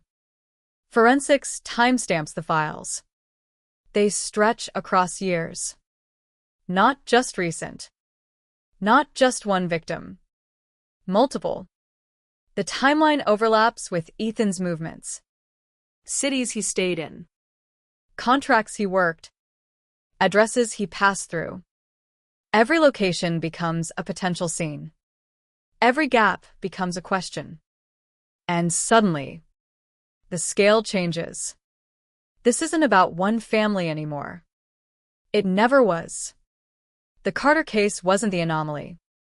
It was the beginning. Or, at least, the first time it left evidence behind. Ethan is brought in again. This time, there's no soft entry. No slow build. The recorder is placed on the table. Powered on. The file plays. Hello. He doesn't react immediately. But something shifts. Small. Internal. Controlled. You don't need to be afraid. The voice fills the room. His voice. There's no denial this time. Not in the way he holds still. Not in the way he avoids looking at the device. Silence stretches. Then, that's not what it sounds like. It's the first crack. Not a full break. But enough. What does it sound like? One detective asks. Ethan exhales slowly. Measured. It sounds worse than it is. The line hangs. Worse than it is. That's not innocence. That's negotiation. What is it then? Another pause. Longer. I help people. The words land wrong. Heavy. Out of place. Help them how? No answer. Just that same stillness. That same control. The interrogation shifts. Pressure increases. Details are presented. Locations. Dates. Recordings. Each one placed carefully. Each one tightening the space around him. But Ethan doesn't break the way most suspects do. He doesn't panic. He doesn't contradict himself. He adjusts. Refines. Like someone who has practiced this, not the interrogation but the control of information. They were lost, he says finally. Who? The ones on the recordings. Lost. The word echoes. Rachel was lost. The Carters were lost. Now others. How did you find them? I didn't find them. A slight tilt of his head. They found me. The room goes quiet again. Because that's not an answer. That's a belief. Or a justification. Or something worse. A system. What happens after the recordings? A detective asks. Ethan looks at him for the first time directly. Really looks. And for a brief second, there's something behind the calm. Not fear. Not guilt. Something closer to satisfaction. They're not afraid anymore. The line chills the room. Because it sounds like closure. But there's no closure in the recordings. Only absence. Only interruption. Which means whatever happens next is intentional. The interrogation pauses. Not because they've learned everything. Because they've learned enough to act. Search warrants expand again. Storage units tied to Ethan's name. Old rental spaces. Locations he had access to but never formally listed. The first unit is empty. Clean. Too clean. The second same. But the third. Something changes. The smell hits first. Faint. Buried under time and sealed air. But unmistakable. They move carefully. Lights cut through darkness. Dust particles hanging thick. And in the far corner, a shape. Covered. Contained. The same pattern. The same method. Hidden. Preserved. Inside. Remains. Not fresh. Not recent. But not old enough to disappear. Forensics confirms what they already suspect. One of the voices. One of the recordings. Now no longer just sound. Now, evidence. The case fractures into multiple investigations. Jurisdictions overlap. Missing persons reports are reopened. Names that never connected now begin to align. Dates. Locations. Disappearances that felt isolated. Now linked. All tied back to one point. Ethan Reeves. But there's still something deeper. Something that doesn't sit right. Because Ethan didn't start this. The patterns go back further. To Daniel. To 1996. To a basement where a girl wrote 3 words. I think he knows. The question shifts again. Not just how many, but how long. Because Ethan learned this. Not from nowhere. From someone. And that someone never faced it. Never answered for it. Daniel Reeves died before anyone asked the right questions. Before the tape surfaced. Before the basement was opened. He left behind silence. And instruction. Because now, looking at Ethan, it's clear. This wasn't imitation. This was inheritance. The calm. The control. The recording. All refined. All continued. All passed down. The investigation circles back one more time. To the beginning. To the Carter house. Now empty again. But no longer silent. Because what was buried there didn't just stay in the ground. It moved. It evolved. And now, it's speaking in a different voice. A living one. But even with Ethan in custody, even with recordings, remains, patterns, one piece refuses to settle. The first tape. The original. Rachel. Because in that recording, there's a moment that doesn't fit. A sound. Not the voices. Not the movement. Something else. Something faint. Something that doesn't belong to either of them. They isolate it again. Enhance it further. And slowly, it becomes clearer. A third presence. A shift in air. A subtle movement.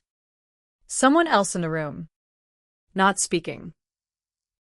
Not recorded directly. But there. Watching. Listening. And suddenly, the past opens wider than expected. Because if someone else was there in 1996, then Daniel wasn't alone. And Ethan might not be either. The case doesn't close. It expands. Again. Because cold cases don't just hold secrets. They hold layers. And this one still isn't finished. Not even close. The audio is slowed to half speed. Then a quarter. What once sounded like background noise begins to separate, layer by layer, like something surfacing through frozen water. Rachel's voice is still there. The man's voice, Daniel's, still anchors the recording. But beneath it something shifts. A third presence. Not a word. Not a sentence. A movement. A breath that doesn't belong to either of them. The room tightens again. Because the entire case, every assumption, every conclusion, has been built on one idea. Daniel Reeves acted alone. Now that idea fractures. The technicians isolate the sound, filter out the dominant frequencies, strip away the voices. What remains is faint. Almost nothing. But not nothing. A soft shift. Fabric against wood. A slight change in pressure that only happens when someone moves their weight from one foot to another. And then, a whisper. Not directed. Not part of the conversation. More like a reflex. Unintentional. But real. They enhance it again. Push the limits of the recording. And slowly, a syllable forms. Not a word. A name. Ethan. The room doesn't react at first. Because no one wants to be the one to say it out loud. But it's there. Faint. Distorted. Buried under time. Ethan. the implication lands harder than anything before it. Because the tape is from 1996. And Ethan Reeves was 12 years old. The timeline doesn't break. It bends. And then it holds. Detectives sit in silence, listening to the clip over and over again. Ethan. Each time, it becomes clearer. Less deniable. More precise. This isn't coincidence. This isn't misinterpretation.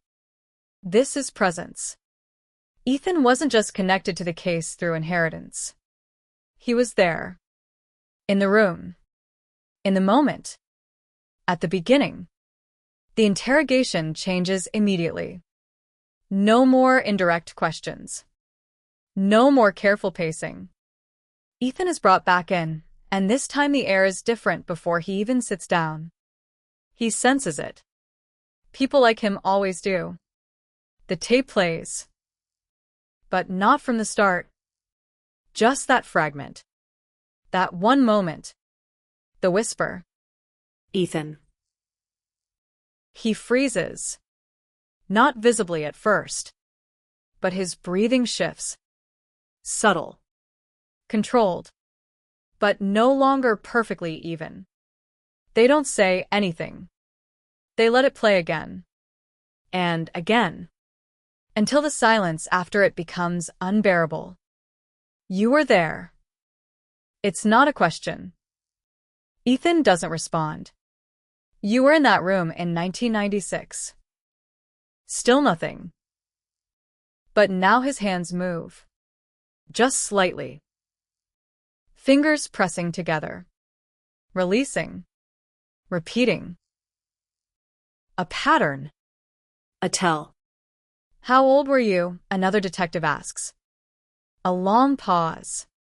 Then, 12. The word barely leaves his mouth. But it changes everything. Because now the case doesn't start with Daniel Reeves. It starts with a child. A witness.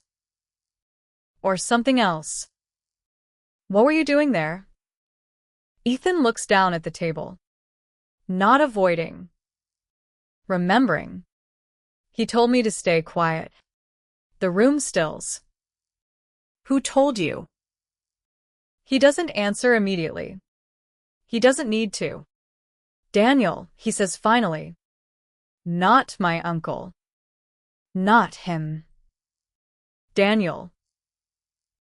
Like a name he's had to separate from something else. What did you see? Another pause. Longer. Deeper. This one isn't calculated. This one is real. I didn't see everything. Not everything. Which means he saw enough. Tell us what you remember. Ethan exhales slowly. And for the first time, the control slips. Not completely. But enough for something underneath to show through. He said it was important, Ethan begins. He said I needed to understand how things worked. The words feel rehearsed. But not recently. Old rehearsals. Embedded. He said people lie, that they pretend, that they hide things. A pause. And that you have to take control or they will. The room listens. No interruptions. No pressure. Just space. He told me to watch, Ethan continues. Not to speak. Not to move. The memory is pulling now. Dragging him back. Rachel was there. Sitting. She kept looking at me. That detail hits hard. Because it means she knew. Not just that someone was there. Who was there? She knew I wasn't supposed to be there, Ethan says. She kept trying to talk to me with her eyes. The phrasing is strange. But it carries weight. What happened next? Ethan's jaw tightens. He asked her questions. About what she told. About who she told. The counselor. Margaret Hale. Rachel had spoken. And Daniel had found out. She said she told someone at school. Ethan continues. He didn't like that. No anger in his voice. Just statement. What did he do? A pause. Then, he changed. The word is simple, but it carries something deeper. How? Ethan looks up now. And for a second, there's something there that wasn't before. Not calm. Not control. Something closer to fear. He got quieter. The line chills the room. Because quiet isn't loss of control. It's the opposite. And then, Ethan swallows. She tried to stand up. A beat. He didn't let her. Silence. The room holds it. No one pushes. Because they already know where it goes. I didn't understand, Ethan says. Not then. But he stayed. He watched. He listened. Because he was told to. Because someone he trusted taught him to. What about your parents? A detective asks carefully. Did they know where you were? Ethan shakes his head. No. How often did this happen? The question lands heavy. Because it assumes repetition. Ethan doesn't answer immediately. Then, more than once, the words drop like weight. Not always the same place, not always the same people, but similar. The pattern was never random. It was taught. Reinforced. Repeated. What happened after Rachel? Ethan closes his eyes briefly. Not to avoid. To recall. He told me to forget. Another pause. But he kept the tapes. Of course he did. Because it wasn't about forgetting. It was about control. Over memory. Over evidence. Over truth. And when he died, a detective asks. Ethan opens his eyes again. Calm returns. But not fully. I found the box. And you listened. Yes. And then, a longer silence. Because this is the line. The one that matters. At first I didn't understand why he kept them, Ethan says. But then I realized. He stops. No one interrupts. Because they already know what comes next. It wasn't just to remember. The room leans in. It was to teach. Silence. Heavy. Complete. Because that's the truth no one wanted. This wasn't just a crime. It was a system. A method. Passed from one person to another. Not through words alone. Through experience. Through presence. Through participation. You continued it, a detective says quietly. Ethan doesn't deny it. He doesn't confirm it either. He just sits there. Still. Balanced between two versions of himself. The child who watched. And the man who learned. They were already lost, he says finally. I just finished it. The justification returns. The control. The calm. But it's different now. Because it's been seen through. Because the origin is exposed. A basement in 1996. A man who believed control was everything. A boy who learned that belief in silence. And a line that carried across decades. Not by accident. By design. The interrogation ends there. Not because they're done. But because they've reached something deeper than confession. They've reached origin. But one question still lingers. One that hasn't been answered. Because even with everything revealed, one detail remains out of place. Rachel's last recorded words. I told them. Plural. Not one person. Not just the counselor. Others.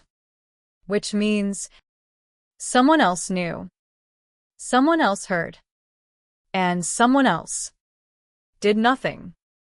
The case doesn't close. It widens again. Because silence doesn't just belong to the guilty. Sometimes it belongs to everyone who looked away. And in 1996, someone did. And that silence helped everything that followed. The sentence changes everything. Not because it reveals a new suspect. Not because it exposes a hidden crime. But because it reveals something much harder to accept. Someone knew. Someone heard. Someone had a chance to stop it. And they didn't. I told them. Rachel's final words before the nightmare unfolded were no longer just about fear. They were about warning. A warning that existed before the tapes. Before the disappearance. Before the house became a symbol of everything unresolved. The investigators returned to the beginning. Not the basement. Not Daniel Reeves. Rachel. The 16-year-old girl who had sensed something was wrong long before anyone else understood. Her diary is reopened. Every page examined again. Not as the thoughts of a teenager. As evidence. A timeline. The entries reveal a slow change. At first, nothing unusual. School. Friends. Family. Small frustrations. Normal teenage life. Then the tone shifts. Subtle at first. A few sentences. Shorter entries. More careful language. I don't like when he comes over. He asks too many questions. He knows things he shouldn't know. The investigators underline every sentence. Because now they understand. Rachel wasn't confused. She was documenting. She was leaving a trail. The biggest mistake in the original investigation was assuming the danger began on December 14, 1996. It didn't. It began weeks earlier. Maybe months. Daniel Reeves had already entered their world. Already studied their routine. Already understood the house. And Rachel had noticed. But there was another discovery. Hidden between pages near the end of the diary. A folded piece of paper. Old. Carefully placed. A handwritten list. 3 names. Rachel's friends. And 1 sentence above them. People who know. The meaning is immediate. Rachel wasn't just afraid. She was collecting information. She knew she wasn't the only one who noticed. Investigators track down the names. The first 2 are contacted. Both remember Rachel. Both remember conversations. And both remember something they never reported. Because they didn't think it mattered. The first friend, Jessica Miller, describes a conversation at school. Rachel was nervous. Distracted. She kept looking around while they talked. She said someone had been in her room. Detectives stopped there. In her room? Jessica nods. Rachel believed someone had entered while the family was away. Nothing was stolen. Nothing was moved. But something felt different. A drawer slightly open. A notebook shifted. A feeling of being watched. At the time, Jessica thought Rachel was imagining things. A teenager feeling uncomfortable. Nothing more. But then Rachel said something else. She told me Daniel knew where everything was. The second friend remembers a similar conversation. Rachel asked a strange question. What would you do if someone knew your entire house? The friend laughed. Thought it was hypothetical. Now, it sounds like a warning. The investigation expands. The original detectives from 1996 are interviewed again. Some refuse. Some admit they miss things. One retired investigator looks through the old file for the first time in decades. He stops at Rachel's diary. His expression changes. I should have seen this. The guilt is immediate. Because the clues existed. They were just disconnected. A teenager's fear. A strange repairman. A basement. A disappearance. Each piece alone looked weak. Together, they told a story. But stories only become obvious after the ending. The investigation then turns toward Margaret Hale, the school counselor. The woman Rachel told. The woman who became the center of the unanswered question. Why didn't she do more? Margaret agrees to another interview. Older now. Her memory slower. But the guilt has remained sharp. She remembers Rachel entering her office. She remembers the way she sat. Not crying. Not panicking. That detail stays with Margaret. People expect fear to look a certain way, she says. Rachel wasn't like that. She looked like someone trying to solve a problem. Rachel didn't want attention. She wanted confirmation. She wanted someone to tell her she was right. Margaret admits she spoke with Rachel for almost 40 minutes. Rachel described Daniel. The basement work. The questions. The way he watched. But there was something Margaret didn't tell investigators in 1996. Something she kept hidden. Rachel had brought evidence. A photograph. Small. Taken with a disposable camera. The picture was blurry. Dark. But visible enough. A person standing near the Carter house. Looking toward the window.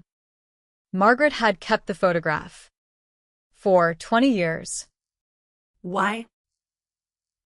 She struggles to answer. Because I wasn't sure. The sentence hangs.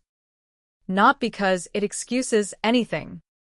Because it explains the tragedy. Uncertainty.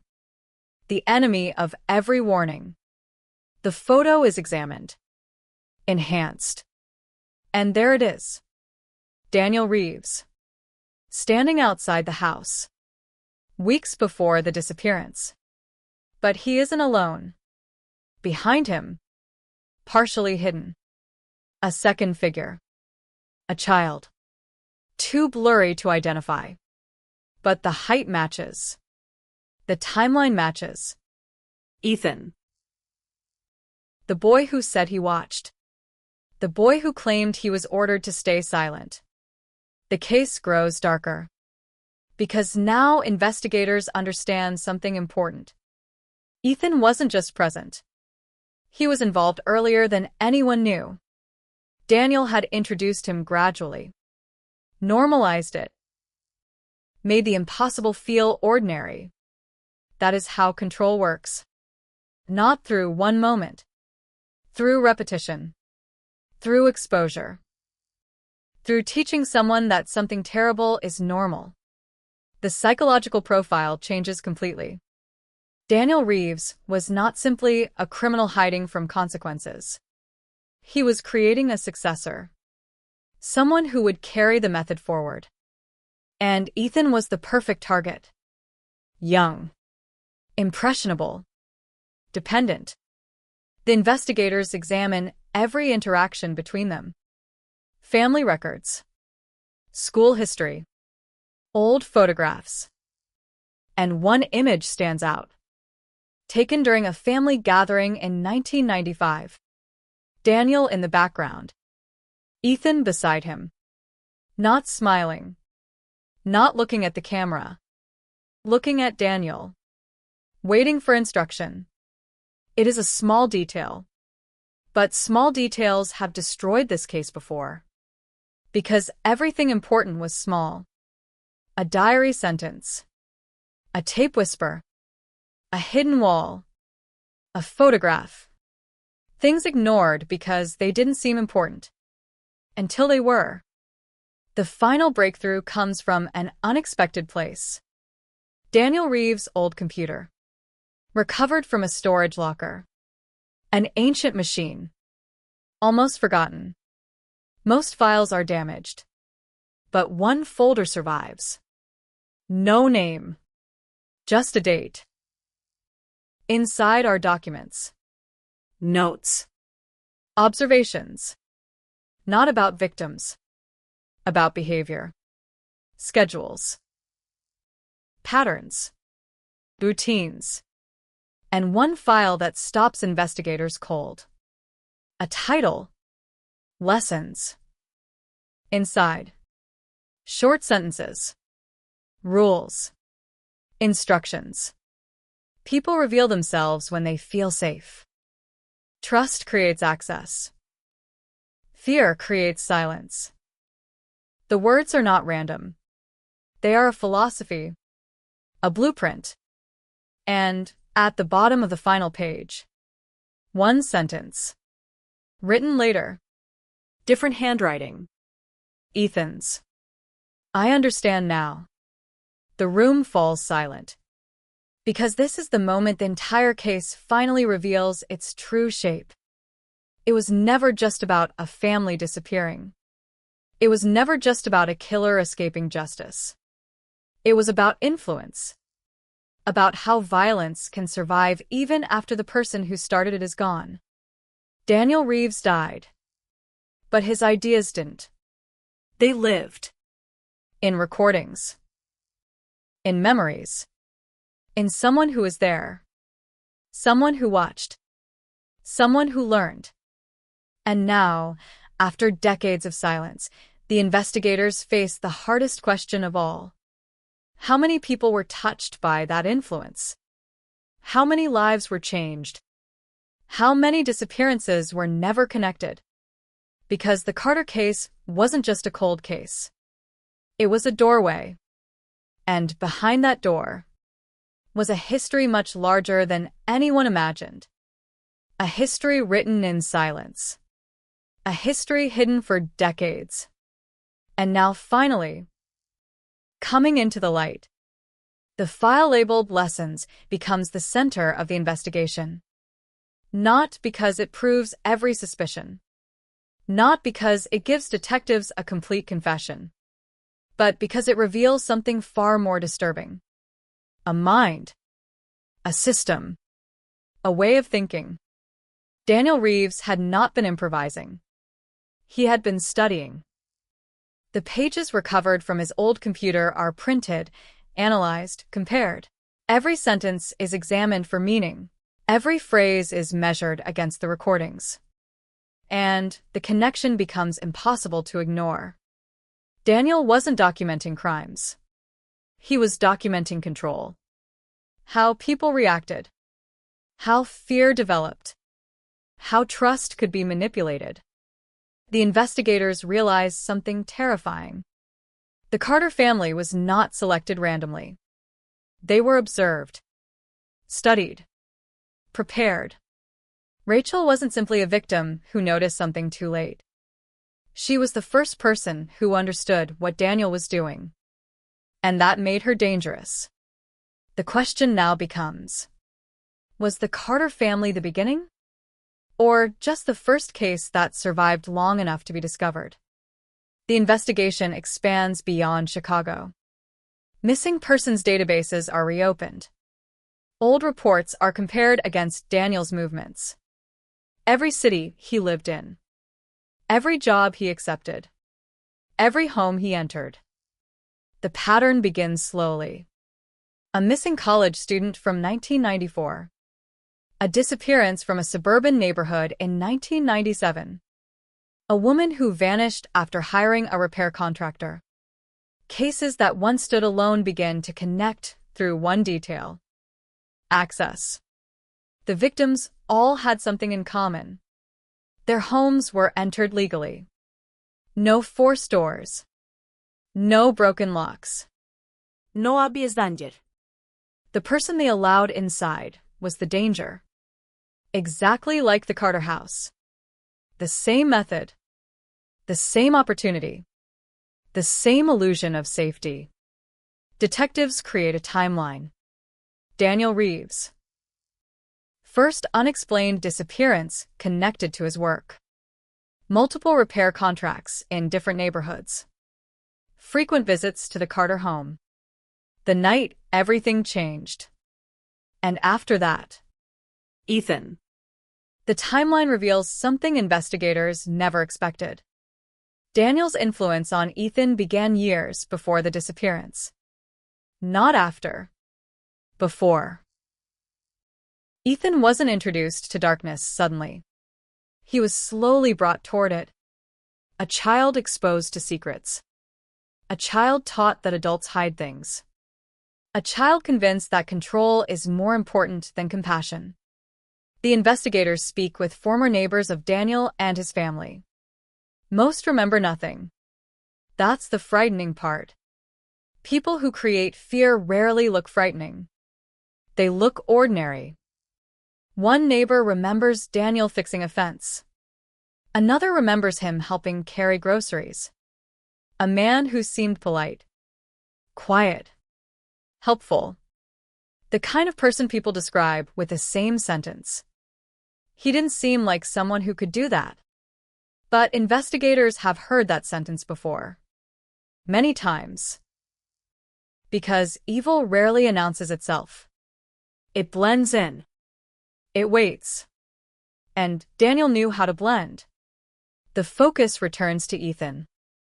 Now in custody. Now facing evidence that stretches across decades. But he remains difficult to understand. Psychologists interview him. Not to excuse. Not to justify. To understand. Because Ethan is not simply a copy of Daniel. He is something more complicated. A person shaped by years of exposure. A witness who became involved. A victim who became a perpetrator. The interviews reveal fragments. Memories from childhood. Moments he had forgotten. Or claimed to forget. He remembers the Carter house. The smell of the basement. The sound of the pipes. The way Daniel spoke quietly. Never shouting.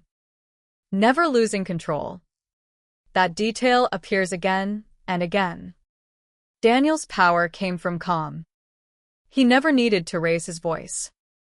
He made people believe resistance was pointless. What did he tell you about Rachel? Investigators ask. Ethan looks down. He said she was different. How? She saw things. The answer is unsettling. Because Daniel respected Rachel. Not as a person. As a challenge. She was the first one who understood. A detective asks. Understood what? Ethan pauses. Then says. That he wasn't fixing houses. Silence. The sentence confirms what everyone already suspected. Daniel's work was never just about repairs. The houses were access points. The families were opportunities. And the basement was never just a basement. It was a place where people felt hidden. Where people believed no one would hear. The investigators returned to the Carter home once more. The location has become almost symbolic. 20 years earlier, it was where a family disappeared. Now it is where the truth keeps emerging. The basement is examined again. Not for evidence. For meaning. Every detail is reconsidered. The hidden wall. The placement of the recorder. The angle of the equipment. The arrangement of objects. Because Daniel wasn't only hiding evidence. He was creating a scene. A private theater. A place where he controlled everything. The tapes were not accidental recordings. They were trophies. But something still bothers investigators. The first tape. The second tape. The modern recordings. All of them stop before the end. Why? Why record the beginning but not the conclusion? The answer comes from analyzing Daniel's notes. One sentence appears repeatedly. Control is strongest before the outcome. The detectives understand. The recording was never about the victims. It was about the moment before. The moment of power. The moment where someone else's fear confirmed his control. The aftermath didn't matter. The process did. And that realization creates a new urgency. Because Ethan learned the same lesson. The recordings found in his apartment follow the exact structure. The moment before. The fear. The conversation. The control. Not the ending. Investigators now believe Ethan may have been repeating the same pattern for years. But there is still one mystery. The unknown voice. The third presence on the original tape. The whisper of Ethan's name. Because if Ethan was there, who else was present? The answer comes from old photographs. The blurry image outside the Carter home. The figure beside Daniel. Initially believed to be Ethan. But enhanced further, experts notice something. The height is wrong. The shape is wrong. The posture is wrong. It isn't Ethan. It's someone else. Someone older. Someone who is never identified. The discovery sends shockwaves through the department. Because if Daniel wasn't alone, then the entire case changes again. Another person knew. Another person watched. Another person stayed silent. The investigation turns toward Daniel's past. Before Chicago. Before the Carters. Before Ethan. And buried deep inside old employment records, detectives find a name. A former coworker. Someone who worked with Daniel in construction. Someone who disappeared from records after a workplace accident. Someone who had access to the same houses. The same opportunities. The same methods. His name appears in Daniel's private notes. Only once. But once is enough. A single word written beside it. Teacher. The investigators stare at the page. Because suddenly the question changes. Who taught Daniel? And who taught the person before him? The Carter case, once thought to be about one family and one man, becomes something far darker. A chain. A pattern. A legacy of silence. The truth is no longer buried in one house. It is scattered across decades. Across forgotten reports. Across names nobody connected. And as detectives reopen more files, one horrifying possibility begins to emerge. Daniel Reeves may not have created this. He may have inherited it. And if that is true, then the Carter disappearance was never the beginning. It was only the first time someone finally looked closely enough. The cold case that shocked Chicago was opening a door. And behind that door was an entire history waiting to be uncovered. The name written beside the word teacher changes the direction of the entire investigation. For 20 years, detectives believed they were chasing one man. Daniel Reeves. A quiet repair worker. A man who entered homes unnoticed. A man who disappeared into ordinary life. But the evidence now suggests something far more disturbing. Daniel was not the beginning. He was a student. And every student has a teacher. The investigators return to the old construction records. Thousands of pages, contracts, employment documents, company archives that had been ignored for decades. Most names mean nothing. Until one appears again. Thomas Valley. A name buried in a forgotten workplace report from the early 1990s. At first, he looks insignificant. A former construction supervisor. No major criminal history. No convictions. No official connection to the Carter disappearance. But then the details begin to align. Thomas Vale worked with Daniel Reeves. He trained him. He introduced him to residential repair work. He taught him how homes were built, how families lived, how private spaces could become invisible. And then, Thomas disappeared. Not dramatically, not publicly. Just gone. The same way so many pieces of this case vanished. Quietly. The report says he left Chicago after an injury. No forwarding address. No contact. No explanation. But investigators find something strange. The date he disappeared. 3 weeks after the Carter family vanished. That detail changes everything. Because now there are 2 timelines. One before Daniel. One after. And somewhere between them, Thomas Valley. the search begins. Old databases. Employment records. Rental histories.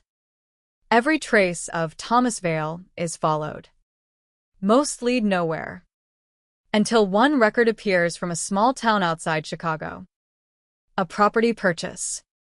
Made under a different name. The owner? Thomas Valley. The house has been abandoned for years. Overgrown. Forgotten. Exactly the kind of place people stop noticing. Investigators arrive with a search warrant. The inside tells a story. Not immediately. At first, nothing.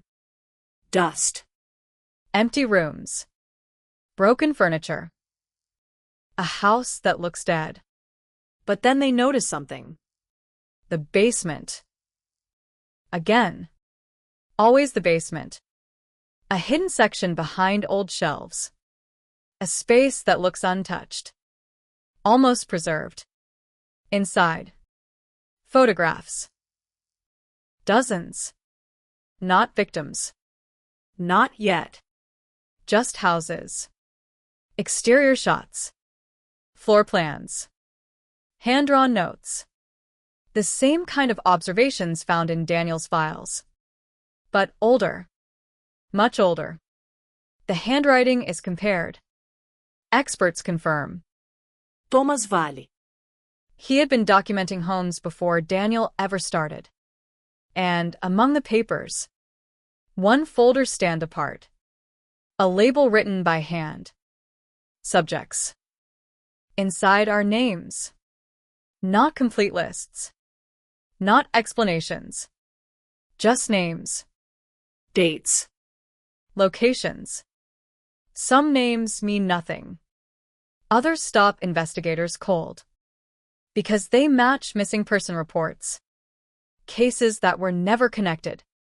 Disappearances from the late 1980s. Early 1990s.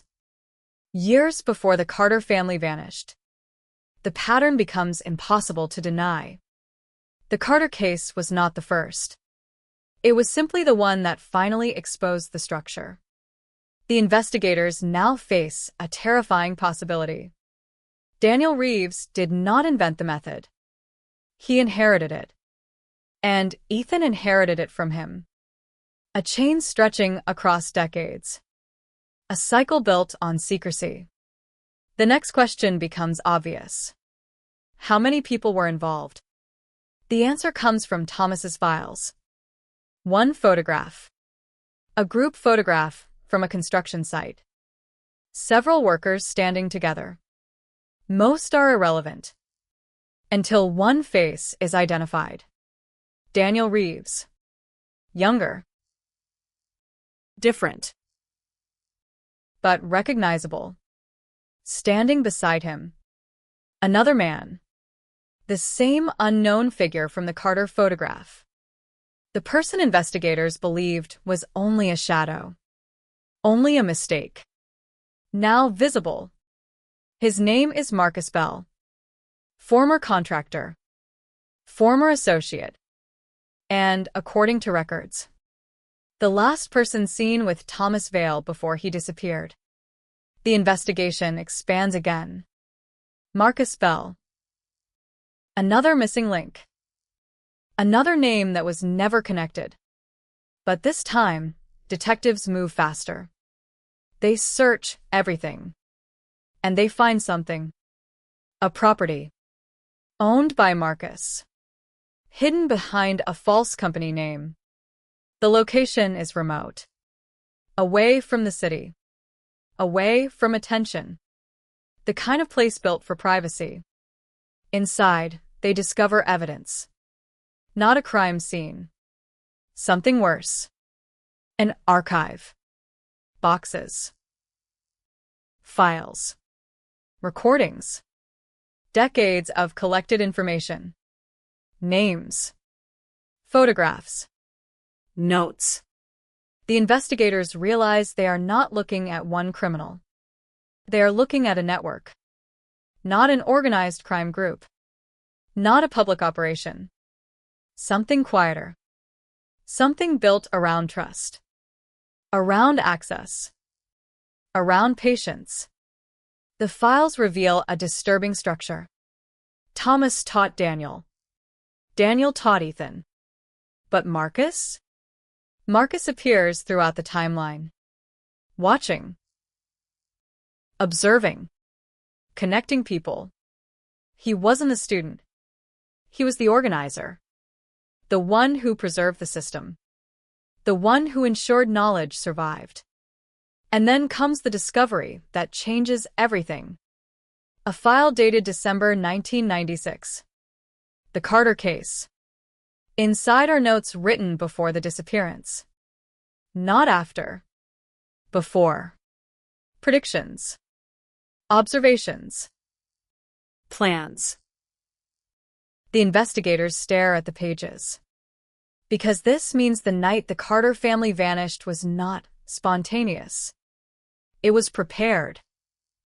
Studied. Scheduled. Rachel was right. He knew. But not just Daniel. Others knew too. The family had been watched. For weeks. Maybe months. The community reacts with shock when news begins leaking. People who once thought the case was simply a tragedy now realize it was something much more calculated. A family living an ordinary life had been selected. Observed. Analyzed. The city remembers the headlines from 1996. The missing family. The empty house. The unanswered questions. But now those questions have changed. Why them? Why that house? Why that night? The answer appears in Daniel's notes. One sentence. The safest places create the greatest opportunities. That sentence explains everything. The victims were not chosen because they were vulnerable. They were chosen because they felt safe. That was the point. The investigation returns to Rachel. Because once again, she appears to be the person who came closest to exposing the truth. Her diary. Her warnings. Her conversations. She wasn't wrong. She wasn't imagining things. She saw the pattern before anyone else. And that may have been why she became the focus. Not because she knew too much. Because she understood too much. The final breakthrough comes from Marcus Bell's records. A hidden journal. Different handwriting. Older. More experienced. The entries are not about victims. They are about students. Names. Descriptions. Potential successors. And one name appears repeatedly. Daniel Reeves. Another appears later. Ethan Reeves. The language is cold. Clinical. No emotion. Just evaluation. Learns quickly. Shows discipline. Understands silence. Those words reveal the true horror. They were not just committing crimes. They were creating a legacy. A belief system. A method passed from person to person. And Ethan was never just a follower. He was the next stage. The final page of the journal contains one sentence, written years after Daniel's death. Someone always continues. Investigators read it again and again, because now they understand. Stopping one person does not always end the threat. Not when the idea survives. Not when the method is passed down. Not when the silence around it protects everyone involved. The Chicago cold case that began with a missing family has become something far larger. A story about secrets. About influence. About the terrifying possibility that the person responsible is not always the person who starts it. Sometimes. The most dangerous part is what remains after they are gone. And as investigators continue digging through decades of forgotten files, one final question refuses to disappear. How many names are still hidden? How many families were never connected? How many cold cases are still waiting for someone to notice the pattern? Because the Carter family disappeared in 1996. But the story behind their disappearance may have started long before anyone was watching. The discovery of Marcus Bell's journal changes the entire investigation. For decades, the Carter disappearance existed as a single tragedy. One house. One family. One night. But the evidence now tells a different story. The house was only one location. The family was only one chapter. And Daniel Reeves was only one name in a much larger chain. The investigators returned to the journal again. Every page. Every sentence. Every handwritten note. Because the most terrifying evidence is not what it reveals. It is what it suggests. Marcus Bell was not recording crimes. He was recording evolution. A method. A process. A way of selecting people who could be controlled. People who could be influenced. People who could carry something forward. And among those names, Ethan Reeves. The child who watched. The teenager who stayed silent. The adult who continued. The investigators now understand the most important detail about this case. Ethan did not suddenly become Daniel. He was shaped into him. The difference matters. Because it explains why Ethan's behavior is so different from ordinary offenders. He does not see himself as a criminal. He sees himself as someone continuing a mission. A mission he was taught before he was old enough to understand what it meant. The psychological evaluation continues. Experts study hours of interviews. They analyze Ethan's language, his reactions, the way he describes victims. And one thing appears again and again. Distance. He rarely uses emotional words. He doesn't say hurt. He says process. He doesn't say victim. He says subject. The same language appears in Marcus Bell's journal. The same language appears in Daniel Reeves' notes. A vocabulary passed down with the method. The investigators realized something disturbing. The system was not only about actions. It was about changing how people think. Removing empathy. Replacing people with categories. Names with observations. Lives with experiments. And that discovery leads them back to the missing cases. The forgotten ones. The disappearances that never made national headlines. The families who waited for answers that never came. A special task force is created. Old files are reopened. Cases from Illinois, Wisconsin, Indiana. Places where Daniel, Marcus, and their associates traveled. The pattern begins appearing again. Not identical, but close enough. A person hired for repairs. A home entered without suspicion. A disappearance with no clear evidence. A family left with unanswered questions. The investigators begin building a database. And the numbers become impossible to ignore. Dozens of cases. Some connected strongly. Others only by possibility. But enough to prove one thing. The Carter disappearance was never isolated. It was one piece of something much larger. The media begins calling it a hidden network. The public reacts with shock. Because the idea is terrifying. Not a stranger attacking randomly. Not a crime of opportunity. But someone who spent years being invited inside. Someone people trusted. Someone who knew exactly how to appear harmless. The phrase spreads across headlines. Chicago cold case reveals decades-long mystery. But inside the investigation, there is less excitement. Only frustration.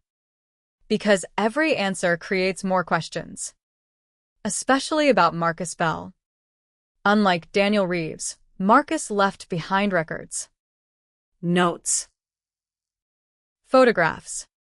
Documentation. He wanted things preserved. But why?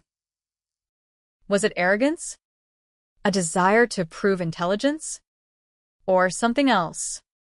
Investigators search deeper into his history. Before construction. Before Chicago. Before Daniel. And they find a disturbing connection. Marcus Bell had worked in a rehabilitation program for troubled teenagers in the 1980s. Officially, he was a mentor. A counselor. Someone trusted with young people. No criminal complaints. No public accusations. But former participants remember him differently. Not as a criminal. Not as someone openly dangerous. Just someone who asked strange questions. Questions about fear. Questions about obedience. Questions about whether people could be changed. One former participant remembers a conversation. He used to say that people were shaped by whoever had the strongest influence over them. At the time, it sounded philosophical. Now, it sounds like a warning. Because that was exactly what happened with Daniel. And then with Ethan. Influence. Control. Inheritance. The investigation turns back to Ethan. Because if Marcus was the architect, and Daniel was the executor, what was Ethan? The answer is uncomfortable. A product. A person created by years of conditioning. But investigators are careful. Understanding is not forgiveness. Explanation is not excuse. Ethan still made choices. He still harmed people. He still continued something he had the power to stop. That becomes the central question during his final interview. Not what Daniel taught him. Not what Marcus created. But why Ethan continued. The room is quiet. No evidence placed on the table. No recordings. No photographs. Just one question. Why didn't you walk away? For the first time, Ethan doesn't answer immediately. The silence lasts nearly a minute. Then he says, "Because I thought it was the truth." A detective watches him carefully. The truth about what? Ethan looks toward the window. About people. That answer reveals more than anything before. Because Ethan genuinely believes the world is divided. Those who control. And those who are controlled. The belief was planted years ago. Repeated. Strengthened. Until it became reality in his mind. The investigators ask about Rachel. The name changes him. Not dramatically. But enough. She was different, he says. Different how? She wasn't supposed to understand. The statement is chilling. Because Rachel's greatest strength became the reason she was targeted. She saw through the performance. She recognized the danger. She refused to accept the version of reality Daniel wanted her to believe. That made her a threat. The final piece of evidence comes from the original Carter house. During another examination, investigators find something hidden beneath the basement floor. Not remains. Not another tape. A message. Carved into the wood beneath the old structure. Small. Almost invisible. A sentence. Written by someone who knew they might not survive. I tried to tell them. Rachel. Not a diary. Not a conversation. A final message. A reminder. She had done everything she could. She noticed. She warned. She spoke. The world just didn't listen fast enough. The discovery changes public perception completely. For years, people remembered the Carter case as a mystery. A disappearance. A family lost. Now they see something else. A warning ignored. The community gathers outside the old house. Flowers appear. Letters. Photographs.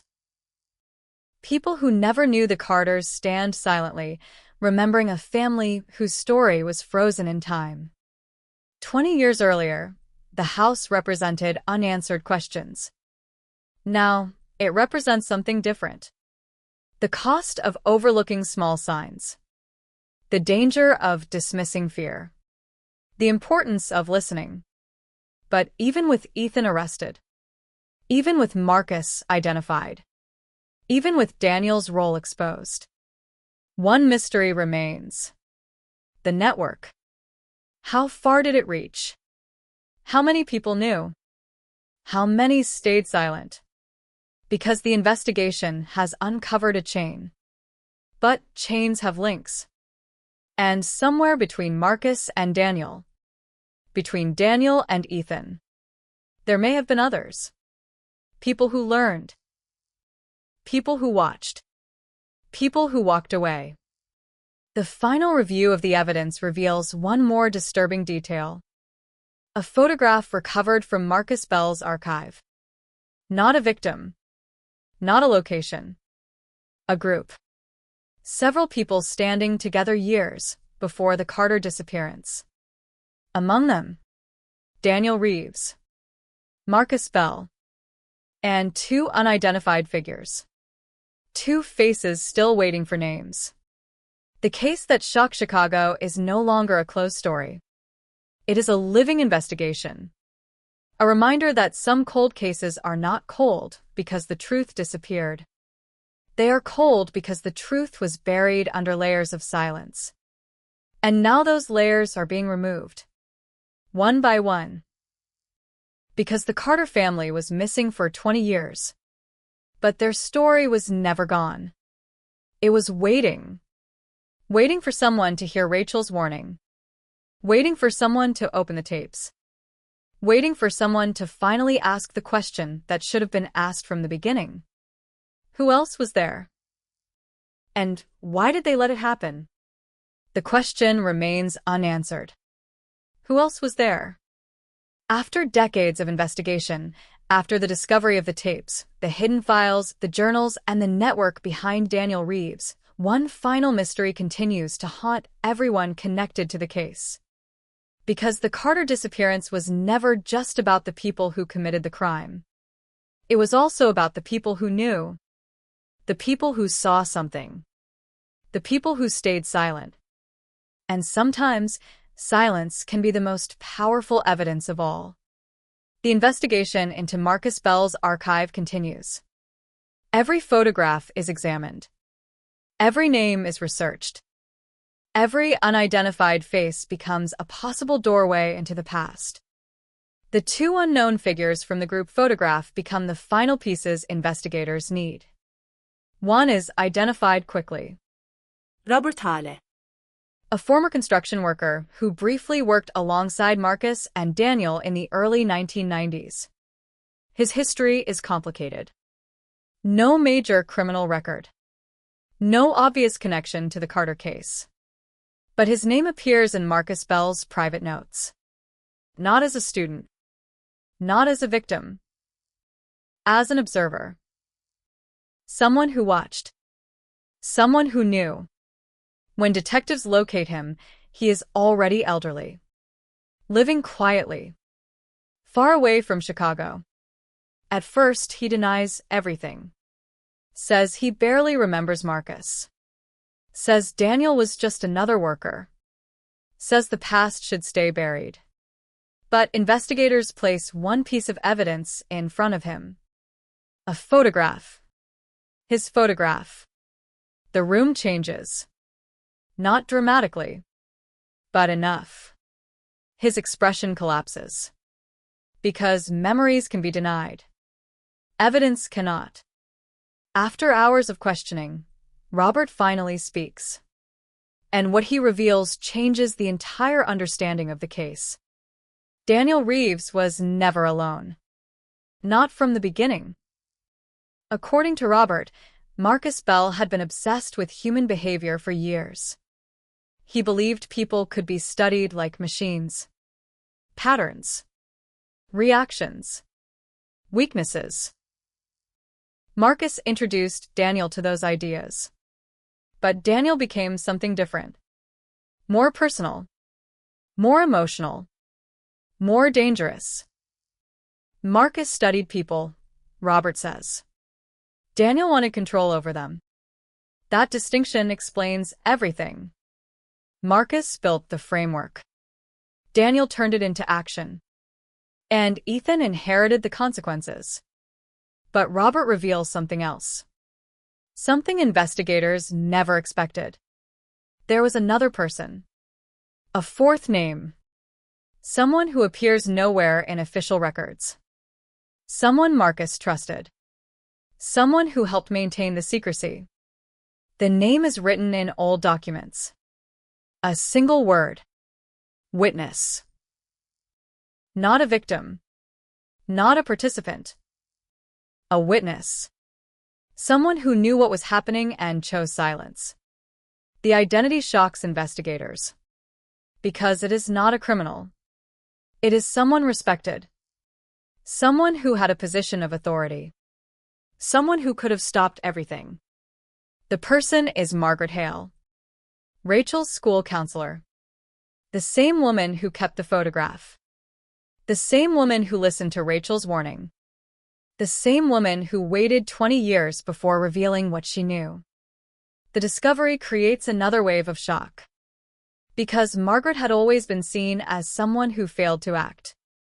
Now investigators must ask something harder. Was she only negligent? Or was she connected? Margaret is brought in again. This time, everything changes. No sympathy. No assumptions. Only questions. Why did you keep the photograph? Why didn't you report Daniel? Why didn't you tell police Rachel was afraid? The older woman sits quietly. For a long time. Then she breaks. Not with anger. With exhaustion. I was scared. The investigators listen. Margaret explains. After Rachel disappeared, she received a package. No return address. Inside. A copy of the photograph. And a note. 3 words. Stay quiet. She says she believed someone was watching.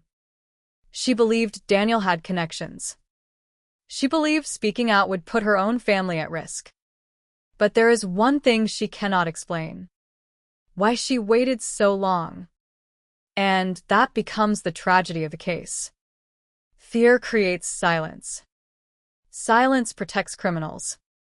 And criminals survive in that silence. Margaret admits she regretted it every day. Every year. Every time she saw Rachel's face on old missing person posters. She knew. She always knew. But knowing and acting are not the same thing. And that difference changed everything. The final investigation focuses on the chain. Marcus. Daniel. Ethan. The people who created. The people who followed. The people who watched. The investigators reconstruct the entire timeline. The late 1980s. Marcus begins documenting. Early 1990s. Daniel becomes involved. The Carter family disappears. Afterward, Ethan carries the pattern forward. A cycle. A transfer of knowledge. But one thing remains different. Rachel. She broke the pattern. Even without surviving. Because she documented. She warned. She resisted. The investigators returned to her final diary entry. I think he knows. For years, those words represented fear. Now they represent awareness. Rachel knew the danger before anyone else. She understood the person standing in front of her. And she tried to expose him. The final audio analysis of the original tape produces one last discovery. A sound hidden beneath the recording. Not another voice. Not another person. A small object being placed on a table. A necklace. The same necklace recovered with Elena Carter's remains. The recording captured the moment before everything changed. The moment before the family disappeared forever. A moment nobody understood until decades later. The investigators reconstruct the final night. The family was not surprised by Daniel entering the house. They knew him. They trusted him. That was the weapon. Trust. The thing that opened the door. The thing that made everything possible. And that becomes the final message of the case. Danger does not always arrive as a stranger. Sometimes it arrives as someone familiar. Someone helpful. Someone invited inside. Years after the Carter family vanished, the old house is finally demolished. The place where so many questions began disappears. But before the demolition, investigators remove one final piece. A section of the basement wall. The same wall that hid the first tapes. The same wall that held the secret for decades. It is placed into evidence storage. Not as a trophy. As a reminder. Because some places remember what people forget. Today, the Carter case remains one of Chicago's most haunting investigations. Not because the truth was impossible to find, but because the truth was ignored for too long. A diary entry. A warning.